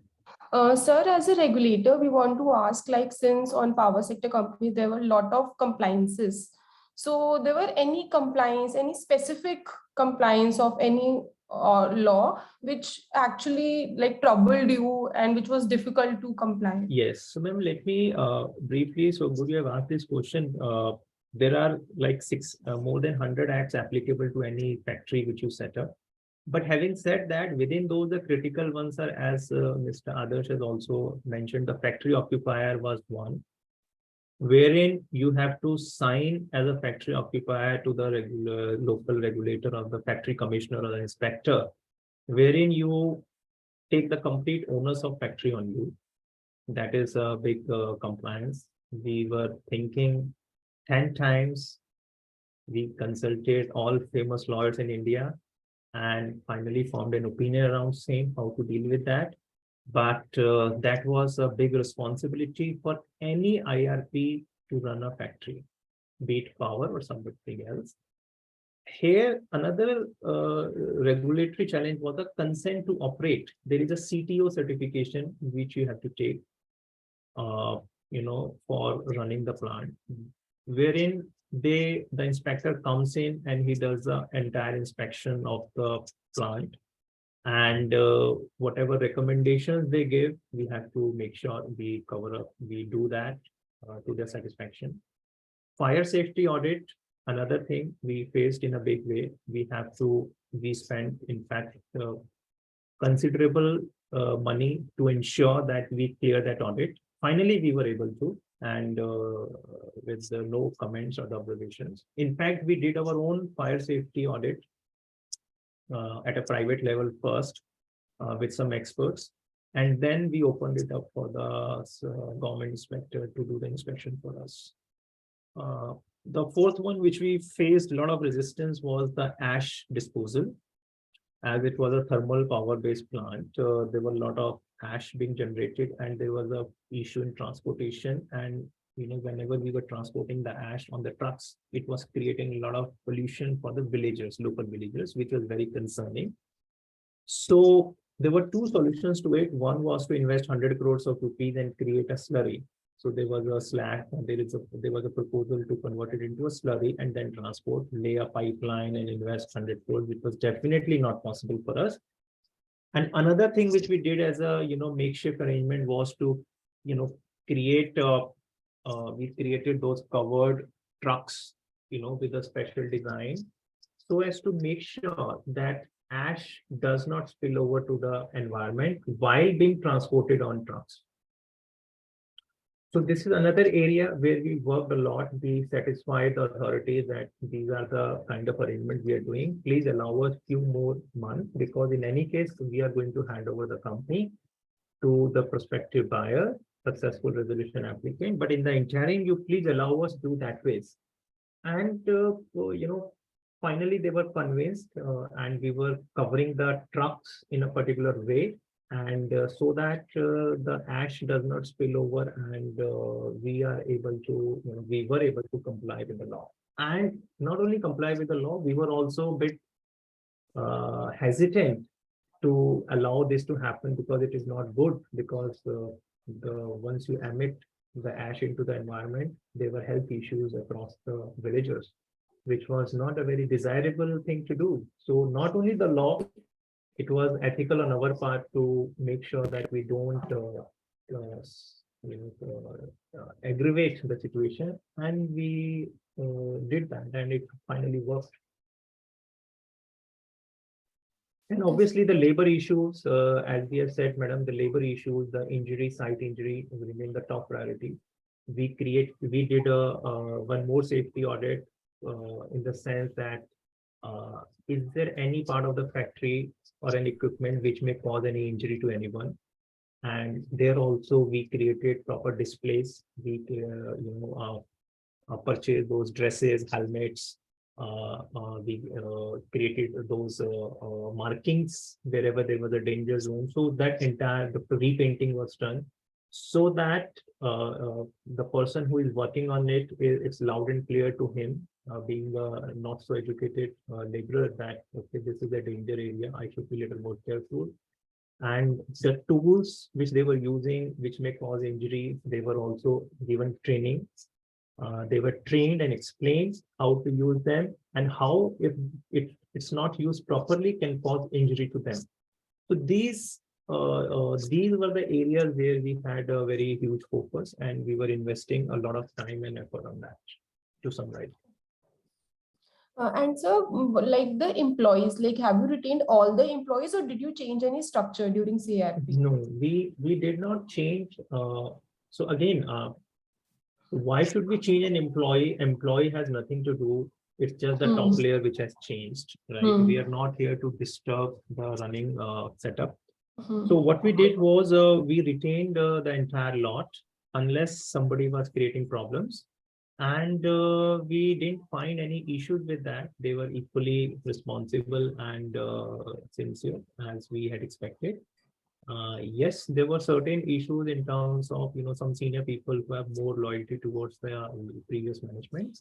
But we were putting them in good checks and controls so that our interests are not affected adversely, and we are able to get maximum knowledge and maximum insights about the assets from them. So we managed that very well, and very few of them were asked to leave, not large chunk was retained. Okay, sir. I think Mr. Vishram has a question. Yes, sir, please carry on. Sir, typically in power sector, there are various agreements which deals with events of default. There are many contractual contracts or agreements that deal with events of default, and even admission to insolvency, that itself may trigger an event of default. So how to handle these kind of situations, especially dealing with events of default? When you say events of default, in which all contracts, like you are saying the power purchase agreements, fuel supply power agreements? Purchase agreement, or even there are some subcontract agreements.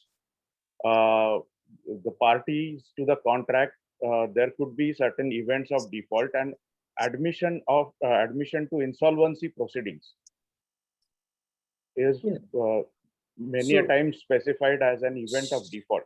So definitely getting into insolvency or getting a liquidation order is an event of default, not only in power purchase, but in any contract for that matter. That's what I've experienced.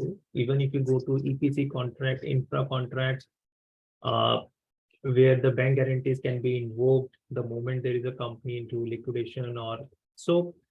Sir, I think the authorities or the counterparties had been quite reasonable when it comes to, so there is a understanding that these companies are governed by court or NCLT, so to say. Okay, the counterparties are well aware of that.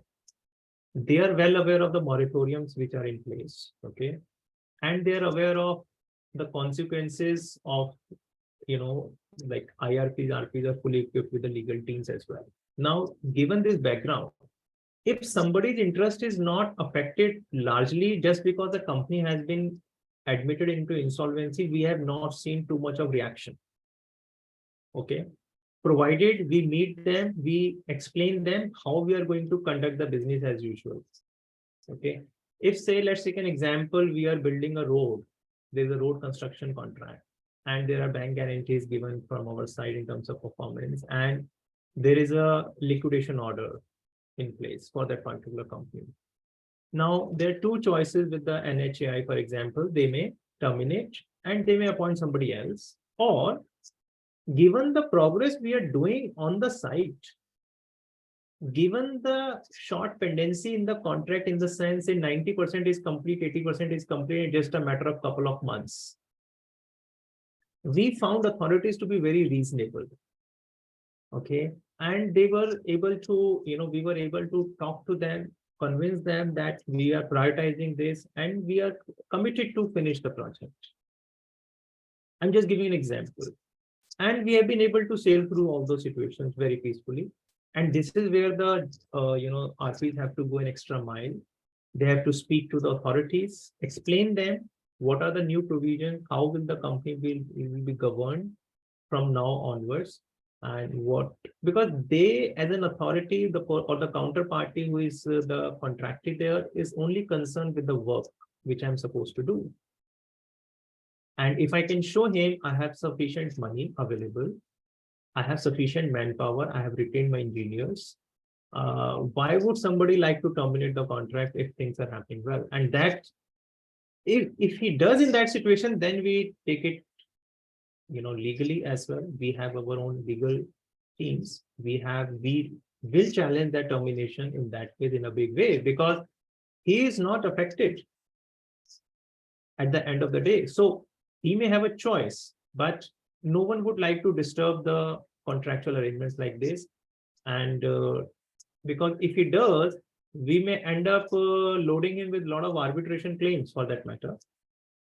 Okay, because that person has acted, sort of arbitrary with complete disregard to the ground realities. Yes, sir. Now, conversely, if the situation is not in our favor, we are not pursuing with the work, we are not able to service the contract the way we are supposed to, I think he will go ahead and terminate, and we may not be able to challenge, except that we can claim arbitrations. We can claim whatever is loss suffered to us because of those terminations, but he is within his rights to terminate. There is a complete legal entitlement sitting with him, and he may choose to go ahead. Sir, basically, when you have an open mind and tell the facts in front of them and you discuss in an open forum, so those misconceptions will be very easy to resolve. Okay. First and two sittings, they may have a fight, but afterwards, they understand that this guy is telling truth and this is the plus and minus of it, then there is no issue. Most probably, people has a belief that when it will go to insolvency, nobody will get payment, no work will be get done, and these guys will cheat us, and those lot of talks will going on background. Okay, but once you start explaining and present yourself in front of them and get the confidence, it will be easy. You are right. First 3 months, we also suffered a lot with challenges and all those things. Then people understand who are these people, how they are handling and all those things. Then they don't have an extra interest in any of these items, then it will be okay. Then you can find a solution with an economical way. I don't find much difficulty after 6 months. Before Yes. 6 months, it was a fight every day. But afterwards, they understand that and they get a confidence that it will be easy, sir. So Thank your you, sir. level and your own level and commitment, sir, will reflect in all your conversations. That is very important.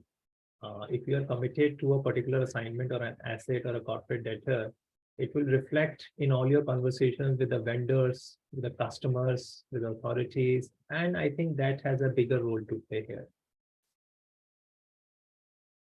And obviously, legal things will definitely fall in place. You cannot stop anybody from pursuing the legal remedies, which is written in the law. But we have not found people being unreasonable. Most of the time, they're reasonable. They listen to us. They understand what is happening, why is it happening, and what is the final outcome. And many times, just to add, finding a successful bidder also helps. And because then it creates the hope for the counterparty that, okay, company will be handed over to XYZ once the resolution plans are approved. Suppose COC approves a resolution plan in favor of XYZ, and then we are able to file it to adjudicating authority. That also becomes a solid ground for us to convince the counterparty that, okay, shortly this company is going to be taken over by this person, provided NCLT approves. And this also becomes a ground for them not to be very harsh with us, because eventually their interest will be taken care of once the new management comes in. And if it is a credible name, then obviously it adds a lot more value. Thank you, sir.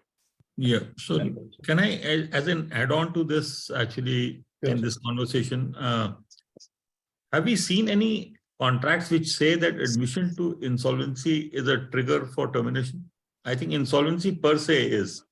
So we've done some resolutions. We are also doing a power one, and also, in the EPC, admission to insolvency per se normally is not. But if, for example, admission to insolvency is, if you have seen these contracts, how would you put it in the IM in that case, and then actually call interest? So if there is a road contract and there is a structure where admission to insolvency could trigger it, in that eventuality, if my IM basically requires a averment on that aspect of it, I would be going in for a toss and sort of obfuscating any possible potential bidder who would probably believe that, this by itself will trigger it. And it'd be a huge challenge. Understood, sir. Understood your question. So we are talking about a situation where the company's buoyancy is largely linked to a particular contract, for example, and that contract has a clause which says section 7 or 9, whatever application is admitted, it is a trigger for the termination of the contract, right, sir? That's what you're trying to say? Have you seen that kind of contract? Because So what I've seen is contracts are that not, sir, so far the contract which you have seen today, they were designed like 10 to 15 years ago. Please yeah, so appreciate the this. contracts say that if the company becomes insolvent, Yes, which is becomes after the insolvent, CIB process. bankrupt, or liquidation. These are the Right. three words generally. That's what I have also seen. I have Yes. not seen admission to insolvency as a trigger. That's what I'm. Yes, so we have also not seen, and the reason could be that these are all old contracts. Maybe the contracts which are being signed today, they have these kind of clauses. But so far as my limited knowledge goes, we have not seen contracts which, because the terms which we are using today maybe are like were established 10-20 years ago with the jurisprudence being evolved and the law in place. So I think we could see this maybe 5 years down the line, sir, in the contract. I doubt, because Navneet, just academically discussing, because if they were to go to the Attorney General and seek an opinion, it would probably kill the concept of moratorium totally, effectively. If that, and at the end of the day, there'll be probably nothing to do in the resolution process, because if there's a road contract and the road contract is going to be basically terminated on only the admission of a section 7 or a 9, in that eventuality, what is left in the road contract? Or, for example, even power purchase. If, for example, if today PPA agreement in my power project would basically sort of have this clause that it goes for a toss on admission itself, then it's finished. I agree, sir. I agree, sir. The value preservation will be difficult in such a scenario. But if you ask me, there have been both kinds of conversations that the IBC may prevail over the Contract Act and IBC may not prevail over the Contract Act. So, and there are multiple cases which are pending in Supreme Court, and it is not very well settled as of now. If you talk to any renowned experienced lawyer in IBC today, he will say both ways. So for example, say resolution plan, when you submit, the bidder may seek modifications in the contracts which are already sitting in with the CD. Now, at times, NCLTs obviously don't deal with that in a greater detail, but at times this clause becomes material enough and it may travel up to Supreme Court. Let's hope it travels fast and there is clarity.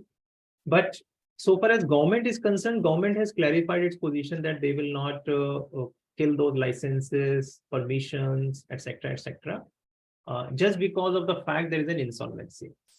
Government has laid its position very clear. Now, so far as the private contracts are concerned, if this situation arises and there is a dispute, then we have ourselves faced these terminations of contract. The only solution you have is to go for arbitrations as of now. You really can't enforce so far. That's my limited knowledge. Maybe I'm wrong. You can't enforce IBC on somebody to walk along with you as a contractor. If he wants to walk out, he may walk out. You may pursue the remedies further by way of arbitrations, but it's not that, moratorium does not bind everyone in the world to the CD in a way that they have to be, supportive of CD in what come what may. Let's not extend moratorium to an extent that it's a universal moratorium applicable to everyone under the earth so far as the CD is concerned, and that too, which causes adverse impact on the other party. So the moratorium is there. It is recovery part of that is being, the way moratorium is being understood is they cannot recover something from you. And that too, up to a certain point in time, till the time moratorium is in place. Now, that doesn't mean that they are supposed to walk along with you. See, for that matter, you can apply the same to an employee who was there with the earlier management. And now he's there, you will say there is a moratorium in place, Mr. XYZ, you are a KMP, CFO, you cannot leave the company because moratorium is in place. You have to walk along with me till the time company is in stress or in the CIRP, because I am the IRP and there is a moratorium and IBC has a overriding effect. Your contract of service, the engagement, the employment contract, which says 90 days notice, is overridden by the section 238 of IBC. You can put that argument by that logic, but that doesn't work like this. You have to give the liberty to the person. If he wants to leave, he can leave, provided he serves the notice. And even if he does not serve the notice, there's a separate proceeding for that, separate way of dealing with that. But you can't bind everyone in the ecosystem with the CD that, okay, you have to come along with me on the terms agreed. That is too much of extension of moratorium and going towards the misuse to the other end of the spectrum as well, is my understanding. So definitely he or she cannot recover money from you. He or she cannot dispossess you of something which you already possess. Like if you are in a rented space, landlord cannot go say you go out. Definitely you can, if it is essential to your functioning of the company, you can incur the cost. You can put that clause, okay, I will pay you at the end of the moratorium. Please keep accumulating my money, my rentals. That to that extent it is fair. So there is a with fine dividing line, sir. That is my understanding and my experience with it. I totally concur with you. You're right. But my only short point is that, yes, you can't actually make anybody claustrophobic because of moratorium for its functional autonomy. But at the end of the day, in infra contracts and NHI, we have seen that in the EPC platform, quite clearly, I think if somebody terminates, because normally NHI is now taking a position saying that even if you actually sort of find a price, find a buyer, find a structure, it'll take you 6 months, 9 months, 330 days, or whatever, at the earliest in the entire process. I would want to terminate and give it to somebody tomorrow because I can't actually get my road project languishing. Yes. Understandably, they're correct, maybe, perhaps, They're correct. because there is a time span involved in it. But in that eventuality, once admitted, I think the recourse to an RP is to basically sort of take it to liquidation in the first COC meeting, because there isn't anything left in the entire structure to sort of maximize for. If that is a reality, then why not? Yeah. If that is a reality, then why not? If the contract is terminated, Yeah. you please file your arbitration claim, then you proceed for liquidation. Yeah. Why not? If that is the only source of revenue, that's the only potential asset you have. That's the only project, because most road projects, power projects, or otherwise are in SPVs, and they're only standalone structures or entities. Fair enough. Then you are asking, sir, the going concern itself is not there.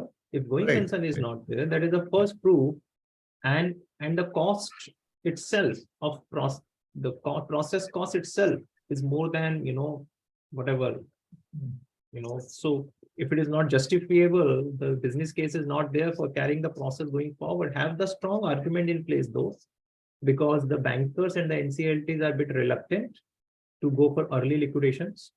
So you have to treat very cautiously and have a very strong business case. Right. To justify your action, because it is slightly, since it is code-driven process, innovations do not find too much of favor, even if you are trying to. So at times the beaten down paths are better, and at times innovations have to be there, but they should be done very carefully. And I also sort of thought that, for the larger interest of the group, also pick your brains on the fact that since you've done a lot of these infrastructures, now that Vidarbha has come in, people with arbitration claims are considered to be viable at the end of the day. Don't you think the concept of litigation funding coming in for arbitration claims might sort of assist in the entire matter? So we are ourselves looking at somebody who can fund us, but practically we have not found too many players in India, at least for now. And internationally also there are, but very few players, we have been told. In one of our assets, we have loads of arbitration claims. That is one very pricey asset put together in overall portfolio. But there's not too much of ray of hope, and I don't foresee too much of hope in that front over next at least 3 to 5 years, because there's nothing changing significantly. That will come. Please understand that funding will come once the turnaround time of litigation is reduced considerably. That's a simple metric. Till that time, it's not going to happen. Navneet ji, Yes, one important aspect is once a resolution plan is approved, the implementation of the plan. Can you share your journey regarding this implementation of the plan, where a lot of challenges come in the way for implementation as far as the resolution applicant is concerned, the successful resolution applicant is concerned? So would you like to highlight certain challenges? Because as per my understanding, it's not very challenging, so to say. Essentially, maybe when we talk about the ROC aspects, that is one. Then when we try to get the approvals from the statutory authorities, that takes time, sir. That takes time. That is bit lengthy and cumbersome process. Cancellation of shares, allotment, fresh allotments, reconstitution of the board. So MCA site itself, I think for last 1 month, it is now version 3, creating a lot of problems for everyone. I'm sure those who are actively involved will correlate with me, but definitely, sir, that is a problem. The only solution is have a good company secretary in place to deal with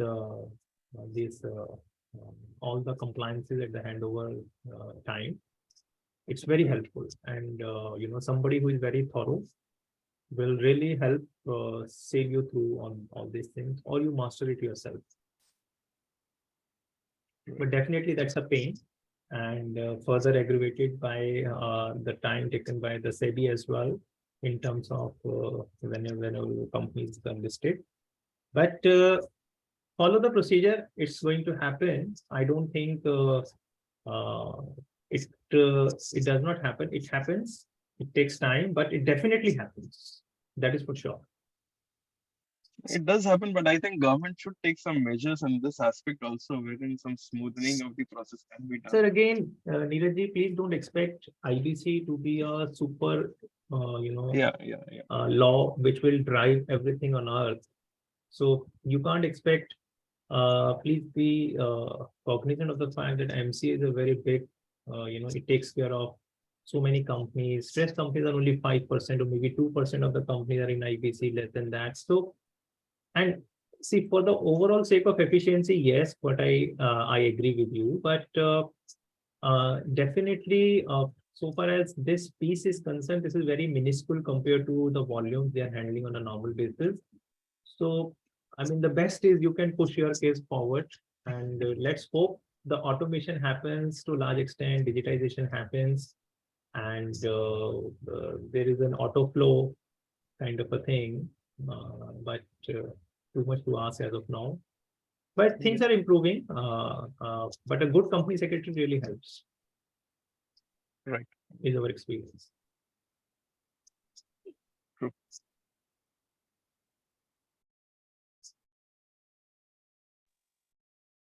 Anything else from anyone? Please feel free to ask. Maybe another 10-15 minutes you can spare.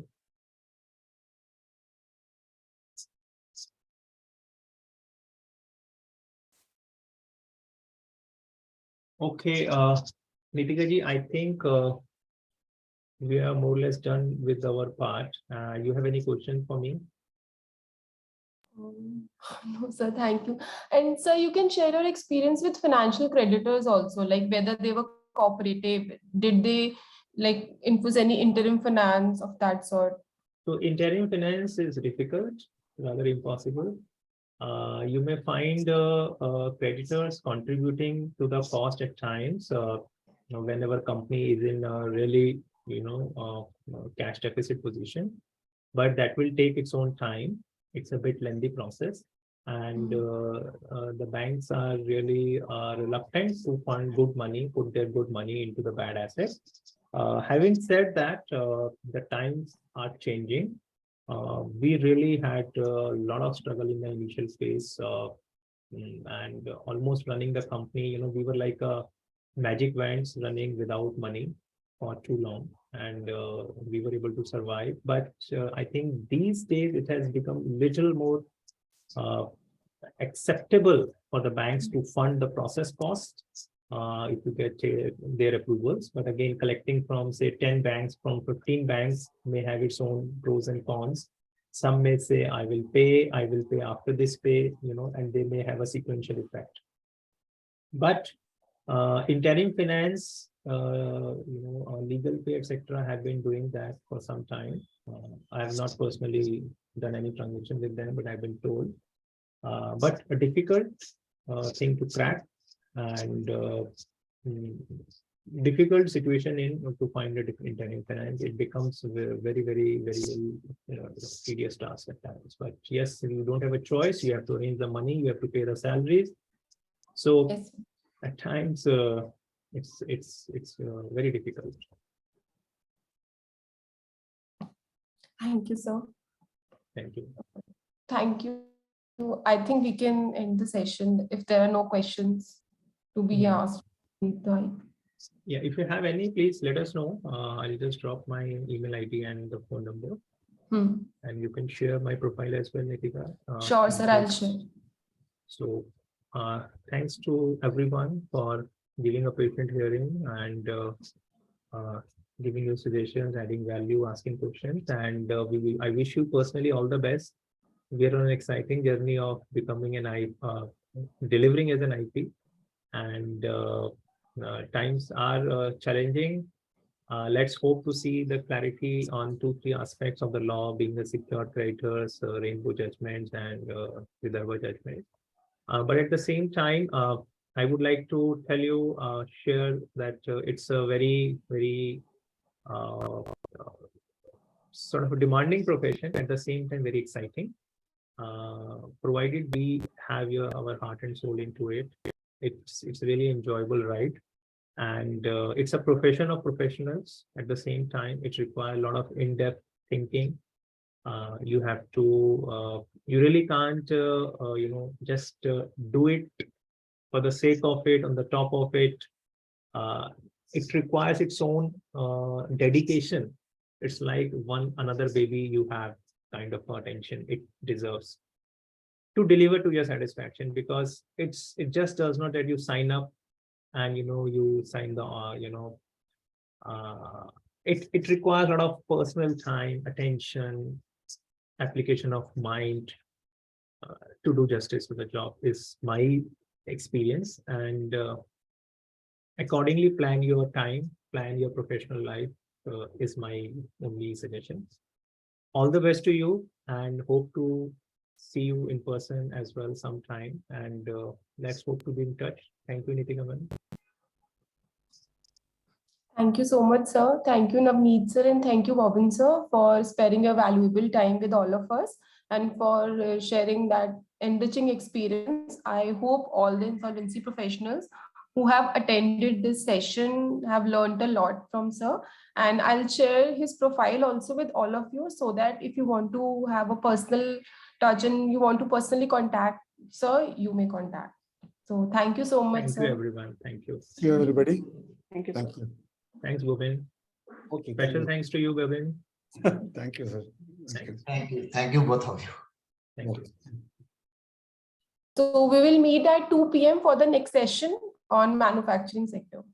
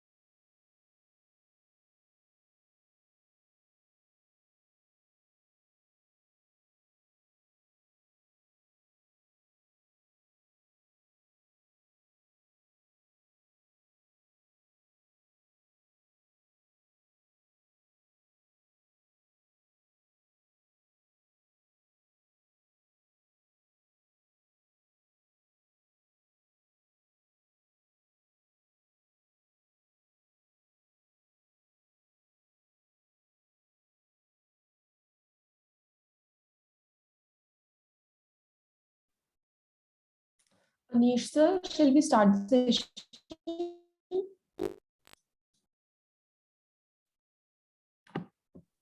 Yeah, we can start. We want to wait for people to join. We wait for a couple of minutes. Okay, maybe we can wait for 5 minutes, then we'll start. Yeah, yeah.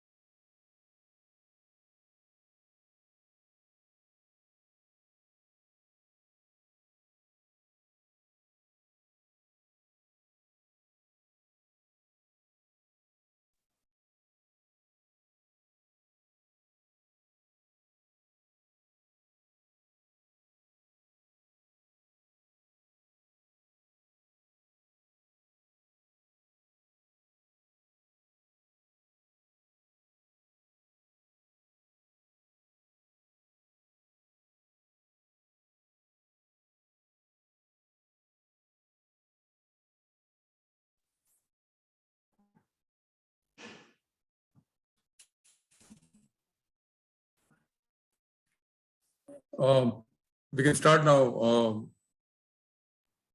Okay, sir. Yeah, okay. Thank you, Nitika. So welcome participants, fellow professionals and friends to this session on managing issues and managing corporate debtors during insolvency. Your voice is breaking.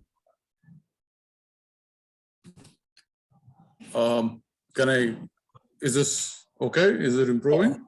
Yes, sir. Yes. No, it is okay. Okay. Right. So would you want to start, Nitika? Yes, sir. I'll just give a brief introduction, then you may take the session. Okay. Sure. For this session on manufacturing sector, we have Mr. Anish Nanavaty. He's a practicing insolvency professional, having been a banker with the substantial experience in structured finance. As IP, he has handled many assignments across variety of sectors and geographies involving management of large and operational corporate debtors. Today, he will also talk about one of his cases of cosmic pharaoh, which was resolved and which was in manufacturing sector. So over to you, sir. You may now take the session. Thank you very much. So again, welcome to all the fellow professionals and participants on this auspicious occasion of Mahashivratri.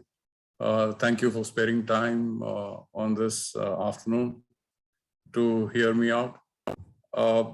We take the session on the manufacturing sector issues and managing corporate debtors during insolvency.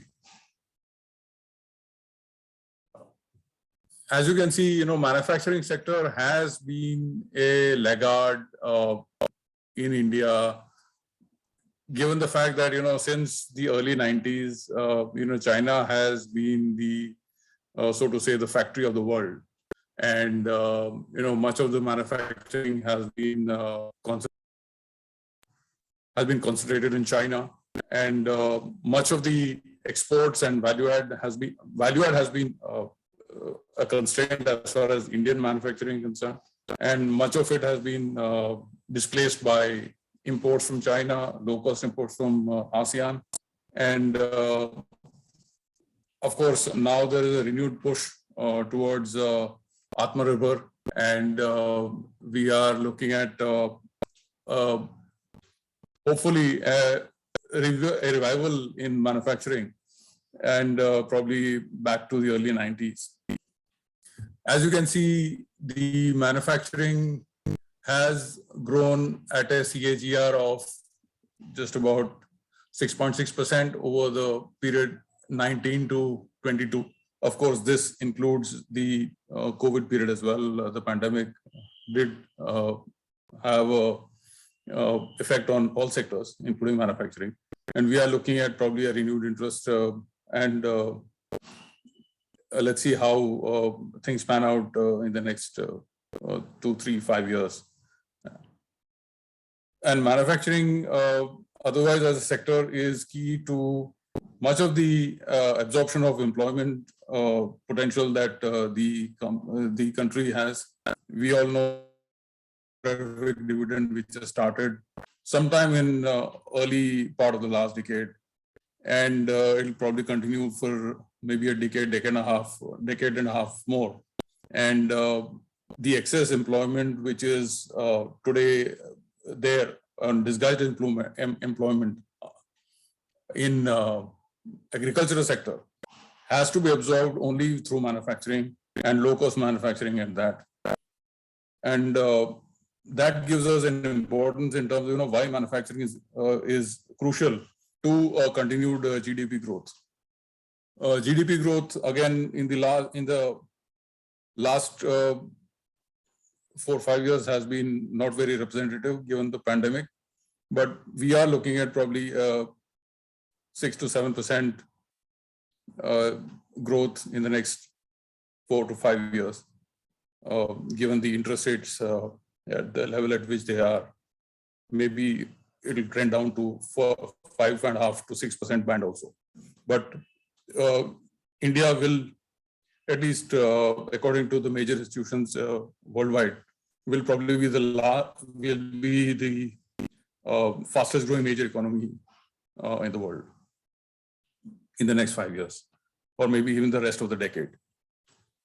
So as you can see, the share of manufacturing has been in the 25 to 26% levels over the period 2019 to 2023. The highest that this share has gone is sometime in 2007 when it was 30%. And this is actually gross value added. If you go into the GDP, as far as the share of GDP is concerned, manufacturing was the highest sometime in 1997, which is after the reforms and just before the Asian financial crisis. So you have the Make in India initiative. So we hope that manufacturing will certainly pick up. And as manufacturing picks up, we will see certain delinquencies coming up more and more in the sector, and we need to be prepared for it. So I think this session is timely in terms of bringing out issues that would typically come in a manufacturing unit delinquency. Now, keeping the discussion at a general level on the manufacturing sector itself, typically there are quite a bunch of challenges in manufacturing even now today, but I would distribute it in three buckets. One is in terms of the critical inputs, which is basically on the input side. We have the regulation side, and we have the quality control and output side. So I'm putting it in three buckets, going one by one on each of these. In terms of critical inputs, we have this issue of land. This issue is probably the most crucial from a MNC standpoint, because they would like to have minimal disturbance in terms of land acquisition and land acquisition issues, which can typically, have a lot of legacy and tend to continue quite a bit in case they are not, in case the land parcel, given the fact that, if government has not given the land, this issue can be quite a serious disturbance for the management in terms of attention. That's why many MNCs prefer government industrial development corporations giving the land, or land aggregators giving the land, and that too land aggregators being the corporates themselves. This issue can be seen to be, at least I have seen it firsthand when renewable companies wanted to set up their plants in India. And given the fact that, land is a huge input in these renewable companies, MNCs preferred the land aggregators to give them freehold land along with specific assurances, so that down the line issues are minimal. In terms of labor, again, availability of labor is not that much of an issue as skills and productivity of the labor itself is concerned. The kind of output that one can expect from a labor in China or ASEAN is much more on a per day or a per month basis, per annum basis than in India, given the fact that skills can be issue as far as labor is concerned. The quality control, the training, and of course the transportation and logistics issues which come into the entire supply chain does affect the productivity of the labor itself in India. And this has been a continuous issue as far as manufacturing is concerned in labor. Power historically has been a big issue, but over the years, let's say for the past, better part of the last decade, power issues have been going down. Though, of course, in certain pockets like in North and East India, power availability in terms of consistency has still is an issue. And cost of power also has, in real terms, been under control over the past, at least the later half of the last decade. Logistics has been an issue as far as Indian manufacturing is concerned, basically in terms of the rail transportation, port capacity, and of course the roads. This would include the disturbance and the time it takes for a truck to traverse the distance without disturbance from government regulatory authorities, GST authorities, excise or VAT authorities. Now that always has been a problem as far as manufacturing is concerned, both in terms of delivery schedules plus input availability. But with GST, that should see less and less becoming a problem. And of course, in terms of the availability of roads and highways connectivity, and of course, improved rail connectivity. So this, as far as the input side is concerned, they are the key issues. On regulation, we have this continued problem in terms of the tax and both direct tax and indirect tax, continued issues in terms of queries from the tax department, and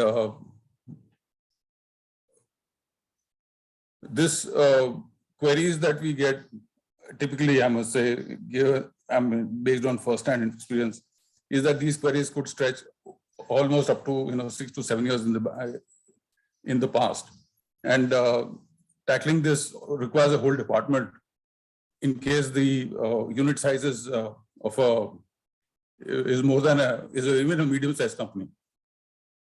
And scale, given the fact that you have China as the factory of the world, scale has always been an issue as far as we are concerned, which leads to higher prices for output, non-availability of non-availability, or maybe in terms of inputs and output, you will get inputs at higher prices, lower delivery schedules as compared to buyers in Europe or ASEAN. Duty structure and FTAs is a problem which is often faced by industries, and in case of steel industry, inverted duty structure was there. In case of electronics manufacturing, inverted duty structure killed manufacturing, at least in the early 2000s. Again, it has come back up in the early part of the last decade. And that has been actually a result of FTAs being more favorable to ASEAN. And now non-participation in FTAs is leading to other problems in terms of their preference for buyers and sellers within the FTA. The prime example being the Asia Pacific Economic Cooperation, APEC summit, where India is still not agreed to be part of. So FTAs and these common trade arrangements have been significant bottleneck, at least in certain key industries. Going on to the third main constraint in manufacturing is basically on the output side. If you see the technology and quality control that we in India have been employing has been of a lower order, both in terms of the output per second or output per annum, plus in terms of scale, because of which the quality control, because of which the product quality suffers. Second, there are certain grades of steel, for example, which are used in construction, which are still not available in India. Today, tomorrow, for example, if you want to build a steel-based building in Manhattan or in Europe, the construction grade steel, which is to be used for construction of these buildings, is still not available in India. It is only now that Arcelor is starting to produce construction quality steel, and you can have a steel-based building in India. And because of the scale issues and of course the logistics issues, another problem that Indian manufacturing faces is in terms of committing to delivery schedules to buyers outside India. And that also, of course, leads to lower price realizations, because you would need to pay damages and liquidated damages on account of missed delivery schedules. So these are briefly the challenges that manufacturing is facing. Now, one caveat is that these are challenges only. At the same time, there are opportunities also in terms of manufacturing in India. As PM has been saying, demand and demography has been the biggest asset that the country has, and hopefully over the next few years, manufacturing we will be able to overcome these constraints and become world class.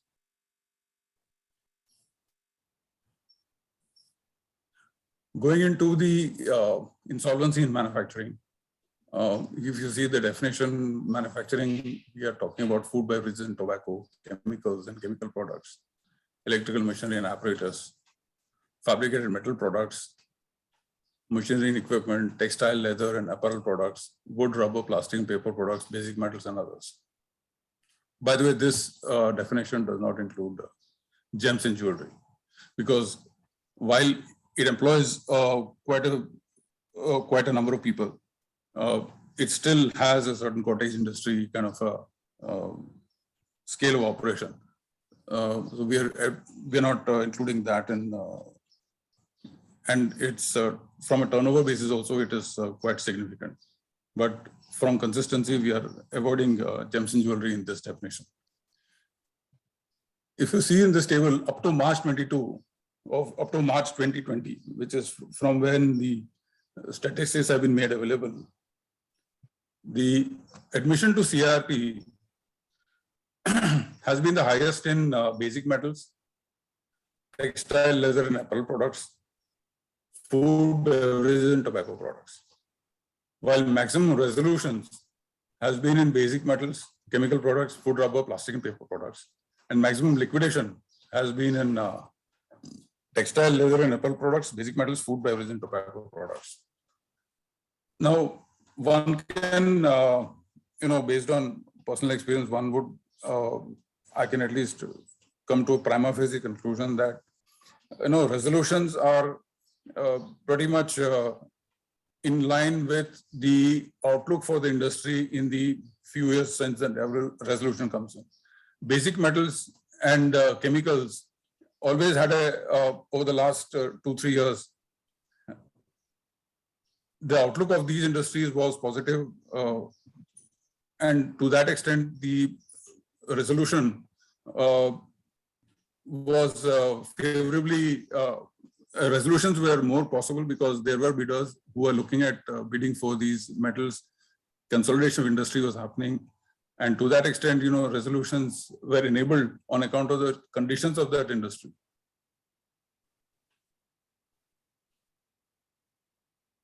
The same figure, if you see in 2021, highest admissions again in textiles, leather and apparel products, basic metals and wood, rubber, plastic and paper products in that order. Maximum resolutions happened in food, beverages and tobacco products, wood, rubber, plastic and paper products and basic metals. If you see the basic metals again in 2021 has come down. And maximum liquidation was in textile, leather and apparel products, basic metals, food, beverages and tobacco products.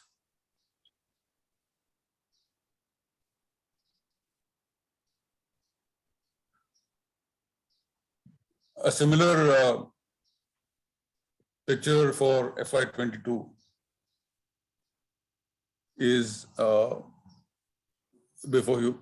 Textile, leather and apparel products, basic metals, chemical products, machinery equipment being the highest admission.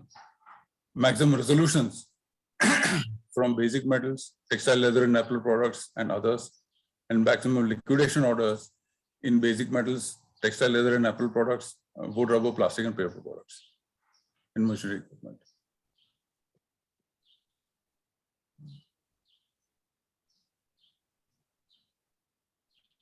So total ongoing resolutions, which was FY 2020 was 851 up to 2020 was an 851. It became 660 in 2021, being ongoing resolutions, and 668 in FY 22. Of course, there has been not much addition because of COVID after effects, I guess. And if you see in FY 23, which is not FY 23, is actually up to first 6 months of FY 23, total number of ongoing assignments is about 675, which is again, it's been inching up year on year. And highest admissions has been in textile, leather and apparel products, food, beverage and tobacco products and basic metals. Maximum resolutions again in basic metals, wood, rubber, plastic, paper and products, textile, leather and apparel products. And you have the maximum liquidation orders also as given here.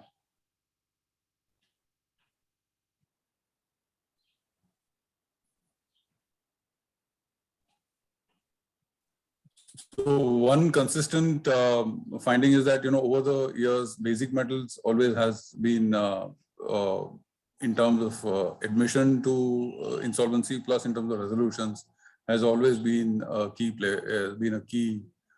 industry, including, and second will be textile, leather products, and third would be wood, rubber, plastic and paper products.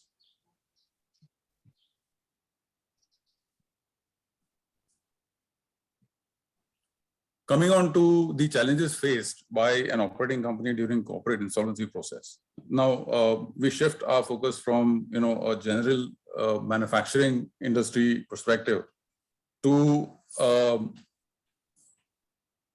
looking at a manufacturing entity in corporate insolvency process. The key difference would be that while the resolution professional would take it over, he would be, the resolution professional, as per the code, would be required to ensure two objectives. One, that it be remain as a going concern. Two, to maintain the value of the assets. Now, all these, and basically these challenges are basically are faced by professionals in order to ensure these objectives, or while trying to ensure the objectives of the maintaining the value and of course keeping the asset as going concern. First would be to preserve the plant and assets along with the ecosystem, which includes workforce, townships. It could include policy and procedures of the plant itself. It could include the networks in terms of suppliers and customers. It could include also the other stakeholders in terms of regulatory authorities, and of course the tax authorities and other, of course, authorities like Pollution Control Board, the Provident Fund, etc.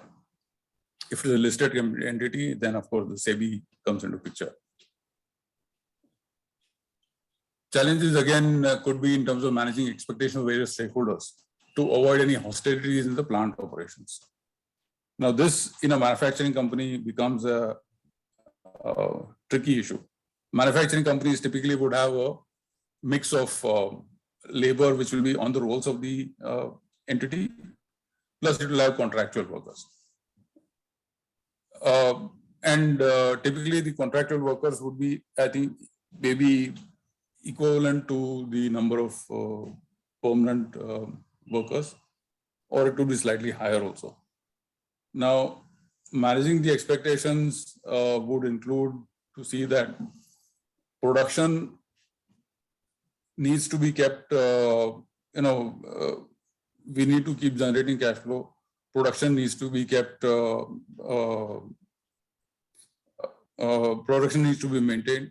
While of course, in a typical CIP process, at least in the initial period, we will need to see that their motivation is kept up, because salaries tend to be delayed for some time because of obvious cash flow issues. And in terms of takeover, there could be some to and fro with the management and of course regulators.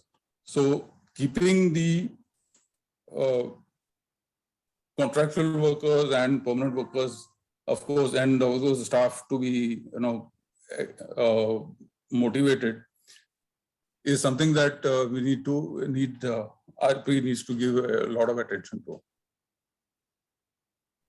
Restarting the plant if not operational and maintain the sustainable operations.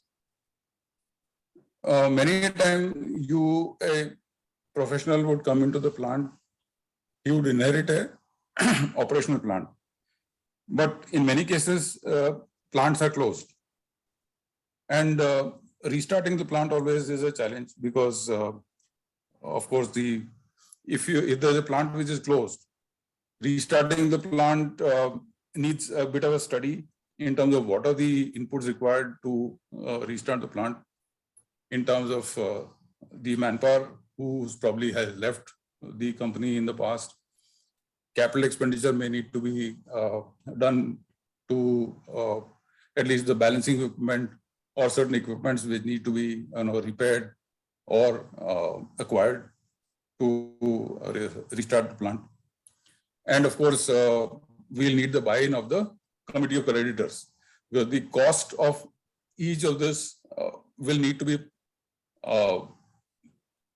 approved by the committee of creditors, and they should be in a position to say, yes, we are okay to incur this expenditure so that the plant can be restarted.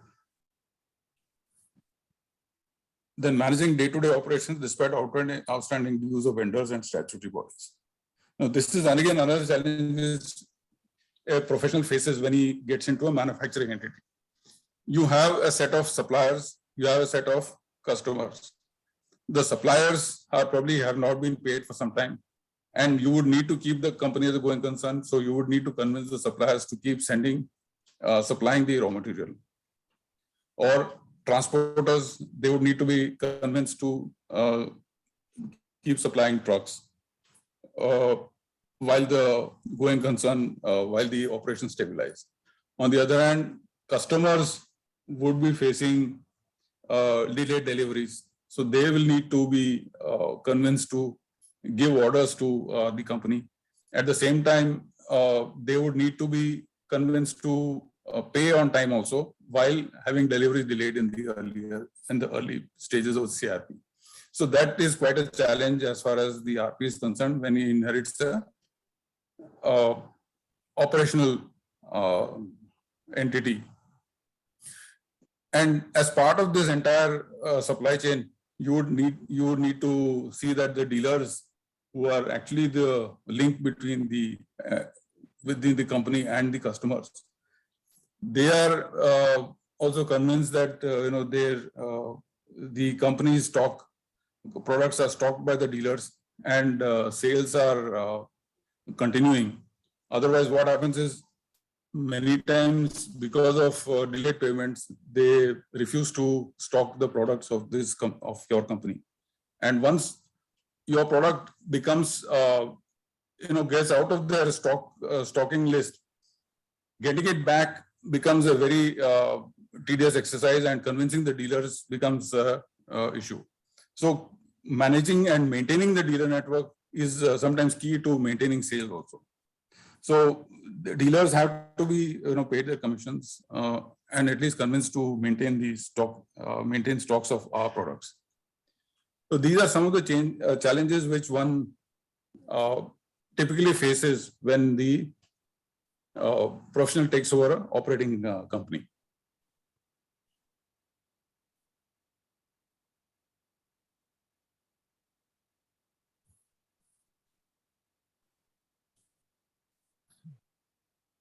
Now we'll come into the critical processes that we need to be followed for smooth operations of the company, and these are typically the activities that a professional will need to take into account when he enters the company first time around. No, this is based on my personal experience. So if you have questions in terms of some of these activities, I can of course give more color based on. So please don't hesitate to interrupt me when I'm getting into each of these activities. So first is the takeover of and secure assets to the corporate data. So once, of course, as obviously a professional enters the company, the professional and this team would typically do a plant visit. We'll need to then communicate with the directors, explain the position, and at least in a way that their cooperation is secured. And in terms of the directors, depending on whether they're hostile, the existing directors and the promoter, whether they're hostile or they're cooperative, that would determine the time that the professional takes to actually take over the operations, understand the operations, and of course the various stakeholders, and of course the issues around these operations. So that will need to be done through communication. Each of the stakeholders, for example, the promoters and directors, that will be the first. They will have to be communicated to in terms of legal position. Then comes, of course, the employees and both contract employees, permanent employees. They will, of course, have apprehension in terms of whether in what manner the operations are going to continue, whether they are going to be stopped, whether they will lose their jobs, whether they will be paid salaries on time. So these become the key issues that employees or apprehensions that employees will have when a professional takes over. Third comes, of course, the suppliers and the customers. So convincing the suppliers to maintain this company operations going on. Suppliers cooperation will be required to see that they keep supplying raw material. They keep the prices in line with the market. And of course, talking to customers so that the products keep being bought by the bought by the customers. So that becomes a kind of a third level of engagement that the professional will need to do. In between comes, of course, the regulatory authorities, because compliance is a key aspect of this entire operation. So in all these activities that we are looking at, compliance becomes a continuing activity which need to be ensured at all times. So while taking over, one of the key things that, as a professional I've been ensuring is, while we are communicating with the directors personally, one also needs to take an idea in terms of who are the other stakeholders in terms of government authorities that the company has been interacting with and whose interaction is required. So that would purpose include Provident Fund and gratuity related issues and PF authority, EPFO. It would include direct tax and indirect tax. It would include Pollution Control Board. It would include the Municipal Corporation or the Shops and Establishment Act authorities. And based on the operations, of course, we will need to have maybe labor related unions. You would have government machinery, which is including which is dealing with all the labor. So those are stakeholders which we communicate one-to-one, and then based on the schedule ensure that they are met, and compliance related aspects, they are assured of that compliance will be done. If you see in the latest case law, PF authority, PF dues have become, they've taken priority over other dues in respect of the short, in respect of the waterfall. And, my practice has been fairly in line with what the case law has been saying in terms of, giving adequate priority to the provident fund and the workers' dues. So to that extent, one is trying to be in line with the law, and at the same time see to it that there is no undue disturbance of the regulatory authorities in terms of stopping the operations. Many times what happens is, if adequate communication is not there, what happens is many times the excise dues, VAT dues, or of course the GST dues that accumulate, and there is an attachment of certain assets, attachment of raw material or the finished goods that would impede the operations of the company. The sooner that these stakeholders are got in touch with, the probability of these impediments coming in over the CR period, that reduces.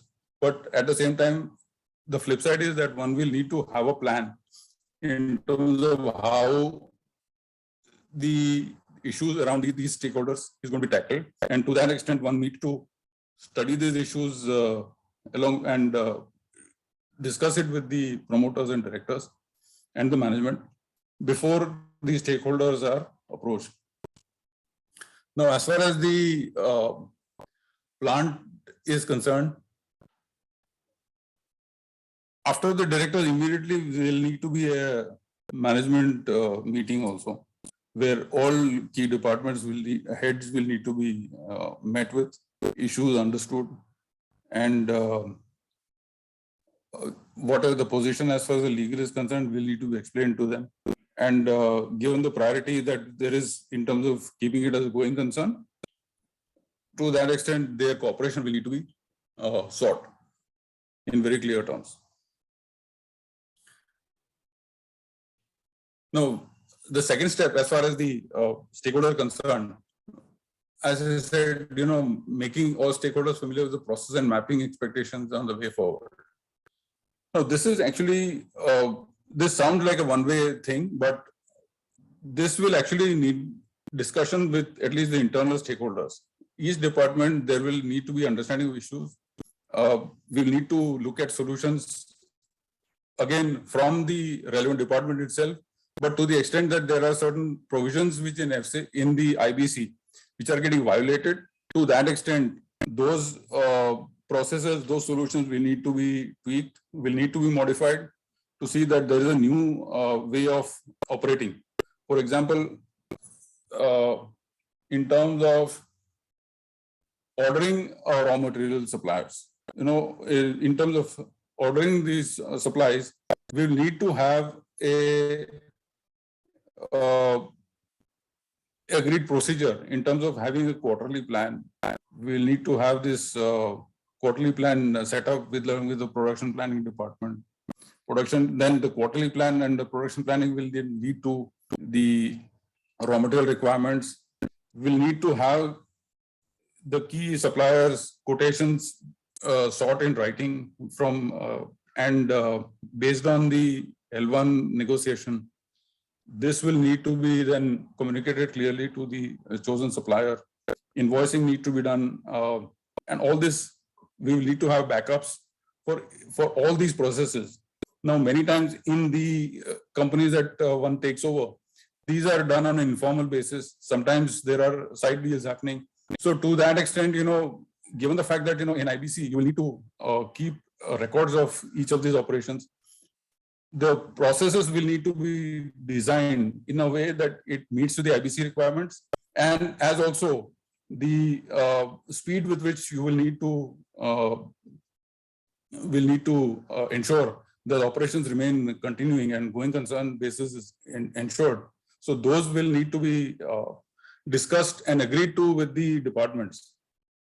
So this was actually a big part of the entire activities.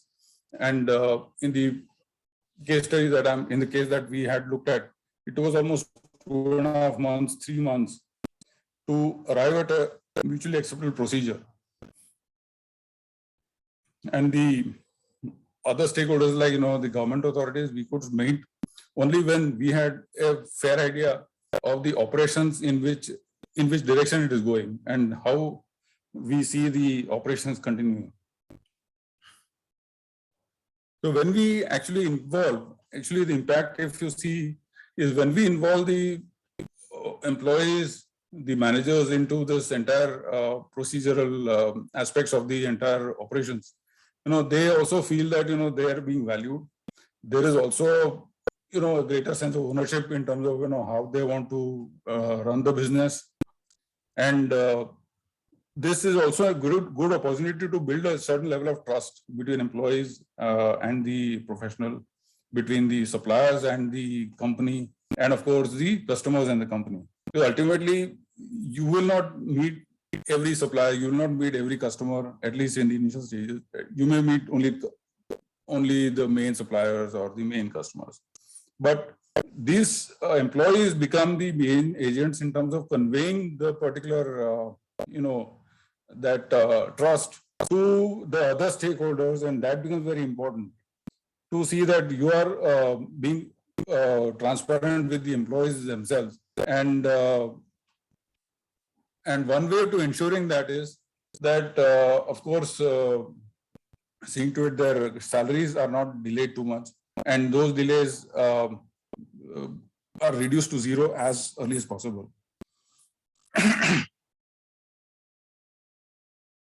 Then, of course, preservation of value and going concern status. Appointing technical consultants to advise RP on technical matters pertaining to day-to-day operations. Now, many times what happens is we need to have technical consultants to figure out what is the grade of, or let's say the quality control in terms of the suppliers, the raw material supply that we need to have. We need to have technical consultants to vouch for that the quality is as per the standards that are asked for. Ensure that the output is as per standards. With the quotation from the customers has come in, because we don't want any damages to be paid to customers on account of lack of quality. So while in many cases promoters have been, they function on an informal basis, given the fact that, when a professional comes, everything will need to be done in a transparent manner. Appointing technical consultants in respect of key aspects of these also helps in terms of keeping records, and of course in terms of improving operations of the company. Many times technical consultants are required in terms of restarting these operations. Let us say you have a closed plant, but if you want to figure out, if you want to have a third-party opinion in terms of where is the, what is the investment required, what are the capex, where the capex is to be incurred, technical consultants will need to be filing a report, which you then provide to the COC, and then COC will okay it. Either the COC will contribute, or then interim finance becomes important. Then the technical proposal would then become an input to your interim finance proposal also. One more thing in terms of going concern status is, of course, the cash flow management.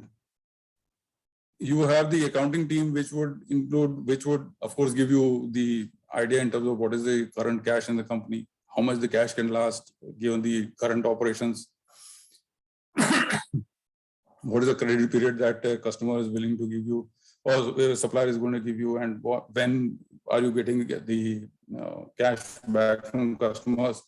So all that, of course, will need to be regularized, and sitting with the accounting and the finance team, taking into account the, of course, understanding the ERP itself will take some time in terms of, studying the records and double checking what the accountants have been saying. it makes sense to have a special team to carry out an exercise to understand the cash flow requirements of the company. Because ultimately, when you are looking at when you're entering the company, the first thing that you look at is what is the cash available and how much is going to last. That becomes the the most basic requirement that we need to take into account when we are talking about a going concern status. All the regulatory, all the stakeholders, regulators, employees, etc., and the going concern status, everything will depend on ultimately cash flow. And once the cash flow stops, the operation stops. And getting the operations back when you enter into a zero cash flow situation becomes extremely difficult. So having a special team to see to it that there is cash flow is studied in a organized manner, that becomes very key to operations. So obviously you will have a better day-to-day management of operations when you look at cash flow management being taken care of. You will be able to track performance on a virtually real-time basis, at least after a certain amount of period in terms of regularizing it. You would typically want to have a quarterly plan. You want to have maybe a monthly plan, a weekly plan, in terms of course, the supplier orders, deliveries, etc. And of course, in terms of cash management. And the fourth is, of course, uniformity of processes across plants and locations. The entity that I took over had 2 product lines. And they had 2 distinct plant locations. They had, of course, in the same geography. But what happened was that the stakeholders in terms of procurement, in terms of the customers, was entirely different across these 2 plants. The skills required by the employees was also quite diverse. In one plant, which is a small plant, you had highly skilled workers. In another plant where you had higher amount of workers, higher amount of skilled workers, plus of course contract workers.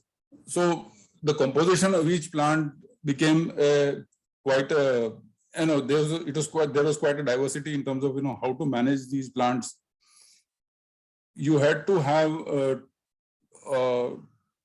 a distinct tracking of these 2 plants separately, and the MIS that you would be generating will be distinct for each of these plants.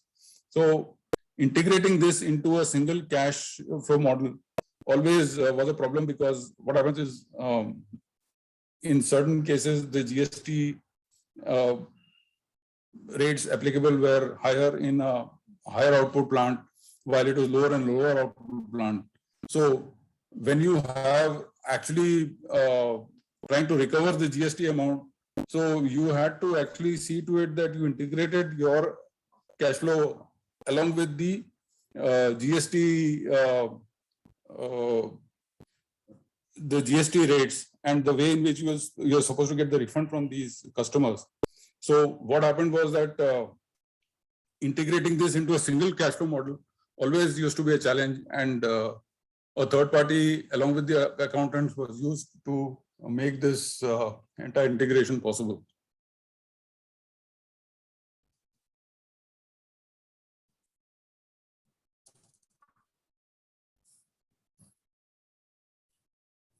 Then coming to the the core of the entire operations of a going concern, which is basically liquidity management. The first thing that you would in a sense deal with in terms of discussions with the promoters and directors would be in terms of what is liquidity that one had at present in the company and the entity, how much resources are still to be obtained from customers, what is the payments that typically are due to suppliers and other authorities. So this actually this becomes a core of the entire operations management, based on which the entire operations will need to be depending on. And implementing a rolling cash flow model is required to see that, there is a handle that you get in terms of liquidity. This becomes also a basis for negotiations with suppliers and with customers in terms of the debtors and creditors periods that we typically negotiate. And in terms of inventory levels also, this will be key in terms of, what is the logistics involved in terms of, ordering. And of course, in terms of the committing to delivery schedules with customers.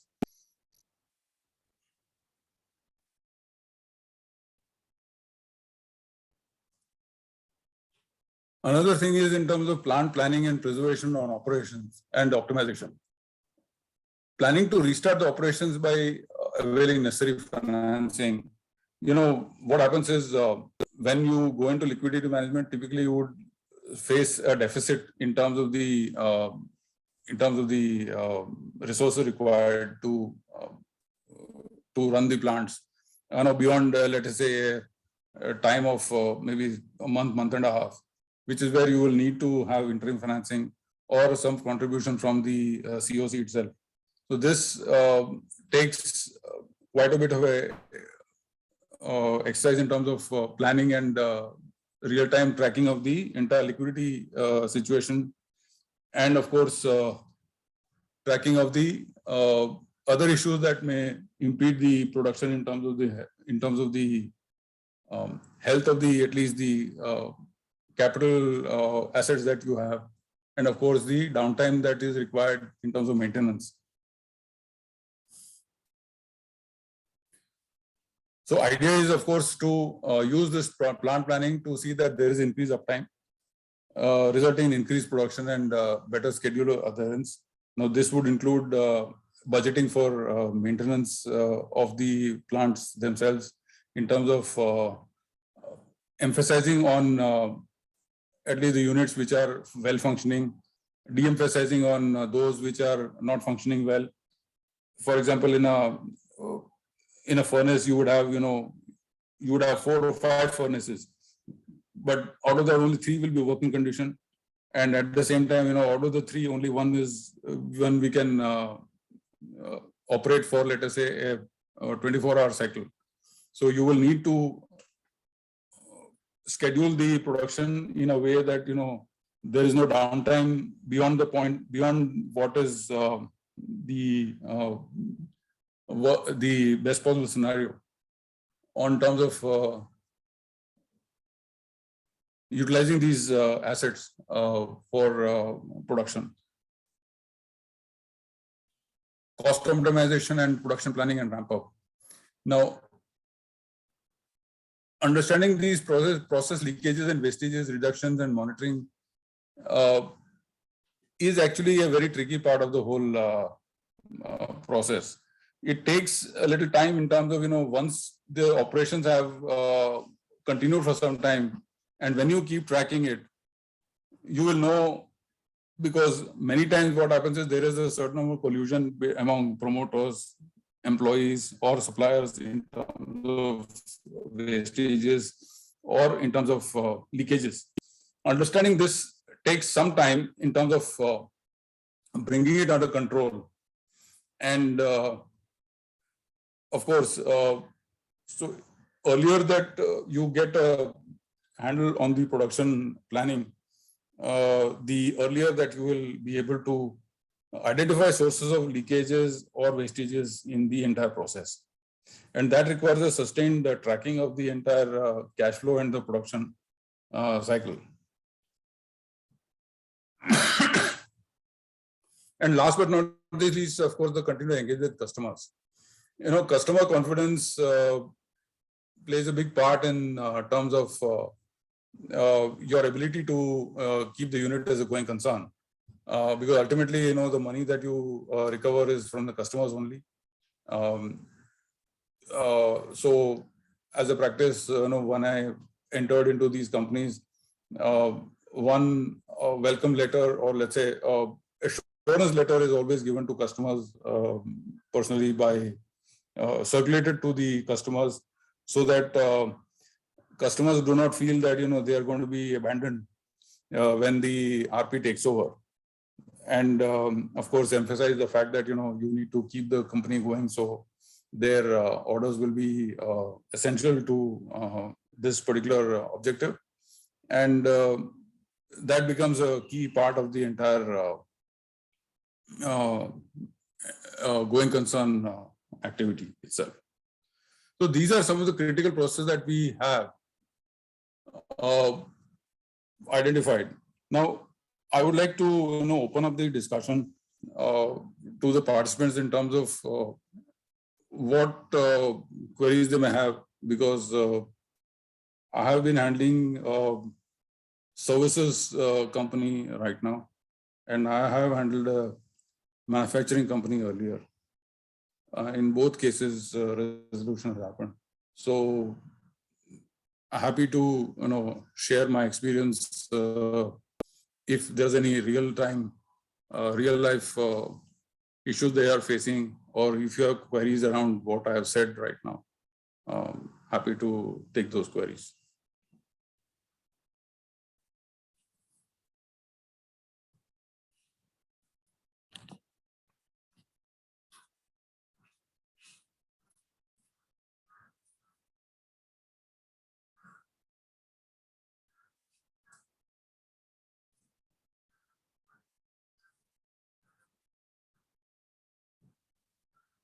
Participants may ask questions.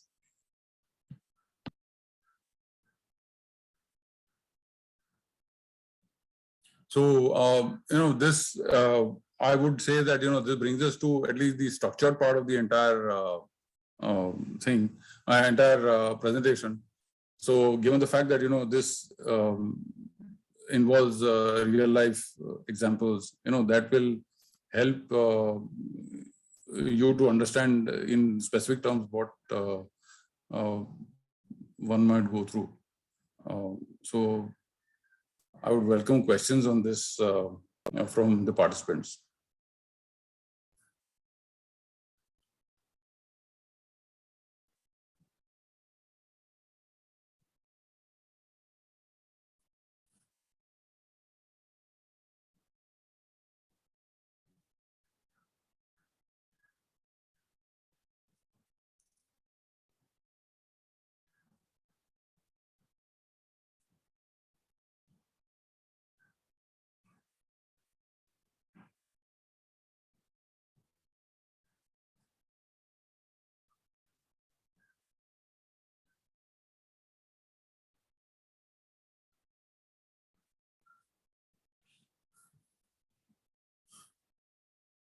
So no questions. My presentation has been bang on.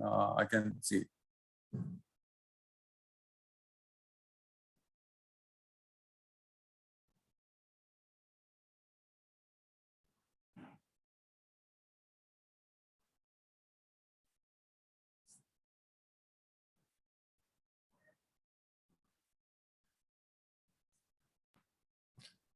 Sir?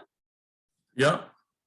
Sir, can you throw some light on the implementation of resolution plan part, like how the resolution plan was implemented, what were the issues faced, and whether you appointed any external agency for implementation? Yeah. Typically in a resolution plan implementation, of course, the key input would be the NCLT order itself, where the key aspects of the plan in terms of implementation would be described. First would be, of course, constitution of the monitoring committee. The monitoring committee would then be constituted, and in this case, the monitoring committee would take up the, of course, continue the operations, and the first would be in terms of authorizations. Many times the powers of attorney are given are delegated to the key aspects, to the key personnel for activities by the resolution professional being in charge in place of the board. So novating those in favor of the respective employees becomes the key aspect of continuing operations. And otherwise, implementing the plan would include at least the resolution applicant himself to take an interest in terms of the operations. Many times what happens is that at least in my case, the resolution applicant happened to be a supplier also of certain key inputs. And along with the taking into account the buy-in of the committee of creditors, he was involved into the monitoring of the monitoring committee of the corporate debtor, and based on the resolution plan, they had to see that the resolution amounts as per the resolution plan are infused in the company based on the schedule that the plan requires. Of course, one challenge that we faced was, of course, the legal issues. Many times what happens is that certain creditors would want to, declare accounts as fraud.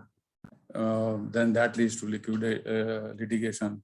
Sometimes disgruntled, or let's say the bidders who have not won, they would have applications trying to appeal against the NCLT order into the NCLAT. That would, of course, delay the implementation. So one has to be prepared for these litigations as well while implementing the plan. Okay. And sir, did you take any insurance for indemnity insurance in any of your assignments?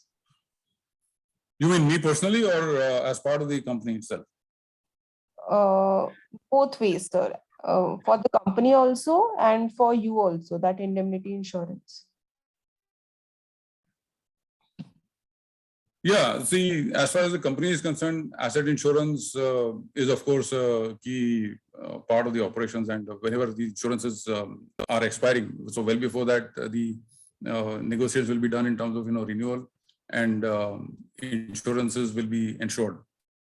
The second part is, of course, personally, yes, I do take insurance on an assignment basis for key assignments that I do. And the focus is on that litigation specifically or other things also? Because in marketing specifically for IPs, there is no such product available right now, as far as we know. Right. So there is, so these products are typically, overseas reinsured products, and they're quite pricey. But at the same time, as part of the resolution plan, it's a good practice to keep aside a corpus of maybe half a crore, maybe a crore or 2 crores, depending on the size of the entity, to tackle some of these post implementation issues, because these amounts will be required in terms of tackling the avoidance transactions, Yes. also in terms of any issues that you may have with employees, in terms of certain OCs are typically not satisfied with the settlement of their claims. Typically what happens is they only get a percentage of the entire dues, and many times what happens is the OCs would challenge the resolution plan, so that would also delay some implementation. So tackling these litigations and in these matters require counsel and incur legal expenses. So one ensures this corpus being a part of the plan, so that tomorrow you don't end up spending on your pocket. Okay, sir. Okay. Thank you. So keeping on this topic, on the implementation, At the end of the day, at what stage should the RP seek a discharge? Is it after the financial creditors or the financial aspects of the plan are fully implemented? Or do you think the RPs also own a moral responsibility in ensuring that the relief and concession sought for and duly approved in the plan by the adjudicating authority are also obtained by the resolution applicant? Yeah, actually, this is a changing goalpost. If you asked me this question maybe a couple of years ago, I would have said, looking at this entire assignment end to end is what the plan, what the RP should be doing. Typically, an RP will be, of course, in charge of the entire CIRP process. He should be a part of the monitoring committee because he is aware of the entire operations of the project, and his presence certainly keeps confident at least the other stakeholders that it is going into good hands and transitioning will be to that extent easier. If you ask me this today, I would say that you have to be careful in terms of an IP, not to, the practice or the evolving practice today, as far as IBBI is concerned, is that the resolution professional should restrict his role only to the resolution and not commit to becoming part of the monitoring committee on the grounds that this violates the code of conduct. And otherwise also only to the extent that there is an involvement recognized as part of the resolution plan, only to that extent he should be involved in the monitoring committee. Otherwise, he should take a break or he should demit office completely on the date of the NCLT order. And third part of the question is evolving practice. I think the way IBBI has been thinking is to separate the resolution, monitoring, and the distribution of amounts. Most likely, at least that is the way the legislation seems to be going, and they would like to, or at least not very, it's not apparent yet, but they seem to be working towards separating the resolution and distribution amounts also going forward. So I have multiple answers to your question, Yeah, I know, but those are the multiple things that are actually wrecking our brains as IPs. But Yes. one important thing is that, post this Vidarbha, a lot of these things might come up subsequently. Now, what is happening is that in the resolution plans being received, everybody is now writing the fact that, he will pay if these things don't crop up. But the hard fact of the matter is we treat those as conditional in that case.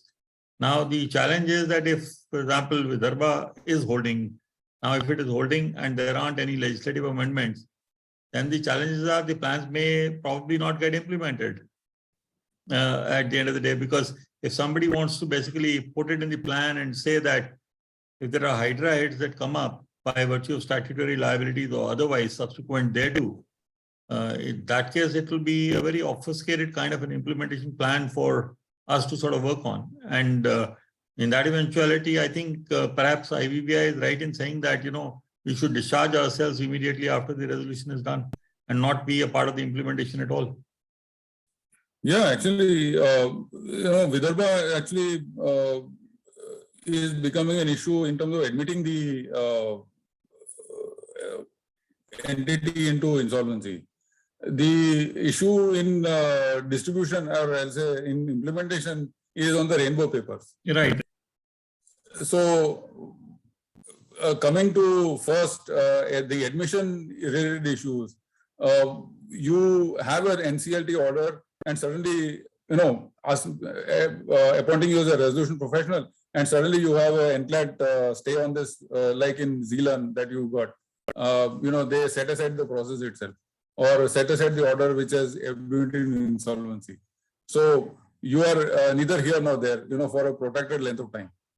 Even in GTL that's happened, even in yes, exactly. Even in my case, I'm handling a Sinner thermal and it's being contested now in NCLAT. So there's a virtual stay. So So effectively what you're saying is right, but that's at the implementation. But subsequently in the rainbow matter on implementation, if, for example, everybody now wants to put it in the resolution plan that if there are subsequent issues, then they would not want to pay because, normally payments in bigger plans are in tranches and over a few years. Now, at the end of the day, the challenge is that they want to write this in the plan. When they write it in the plan, we actually as IPs tell them that this is conditional. So we probably will not be in a position to recommend. Now they say it's not conditional. Now the fact is that they're right, considering the fact that there is an apex court judgment that it may not be treated as conditional. Now that becomes a huge challenge actually, where to take it. And yeah, I mean, conditional plans you cannot accept in any case. So you would desist from accepting a conditional plan. At the same time,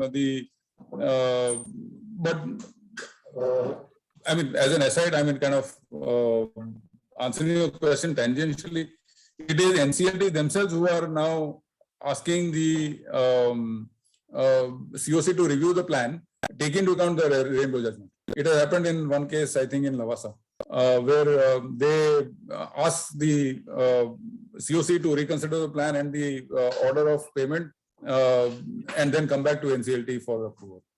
Yeah, but at the end of the day, the COC is also, wanting a certain figure.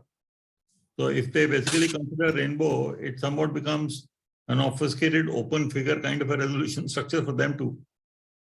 Yes, yes. But I mean, see, rainbow is related to tax. I would say that there are certain things that, as a RP, one should take care of, during CRP period also only. And that has helped me taking into account the JET judgment. What has happened is, during as you enter the corporate debtors office, you will see a lot of issues in terms of gratuity and PF dues of employees and ex-employees. You should, I mean, at least as far as ex-employees are concerned, give a direct communication, tell them to file a claim. As far as employees are concerned, if there are PF dues, fund that and see to it that they are they are on schedule. And to the extent that, if employees are resigning, their full and final settlement also should be paid off. This reduces a lot of headache for resolution professionals, even during not only during the CRP, but post CRP also for an investor. And of course, you can't, tax authorities can be really an issue, but PF is not only a civil issue, it is also potentially a criminal issue. So one is well advised to see that PF issues are minimized and PF dues are cleared. Personally go to EPFO, ask them to file a claim and ensure that they file a claim. So this is a practice which I would strongly advise professionals based on my experience.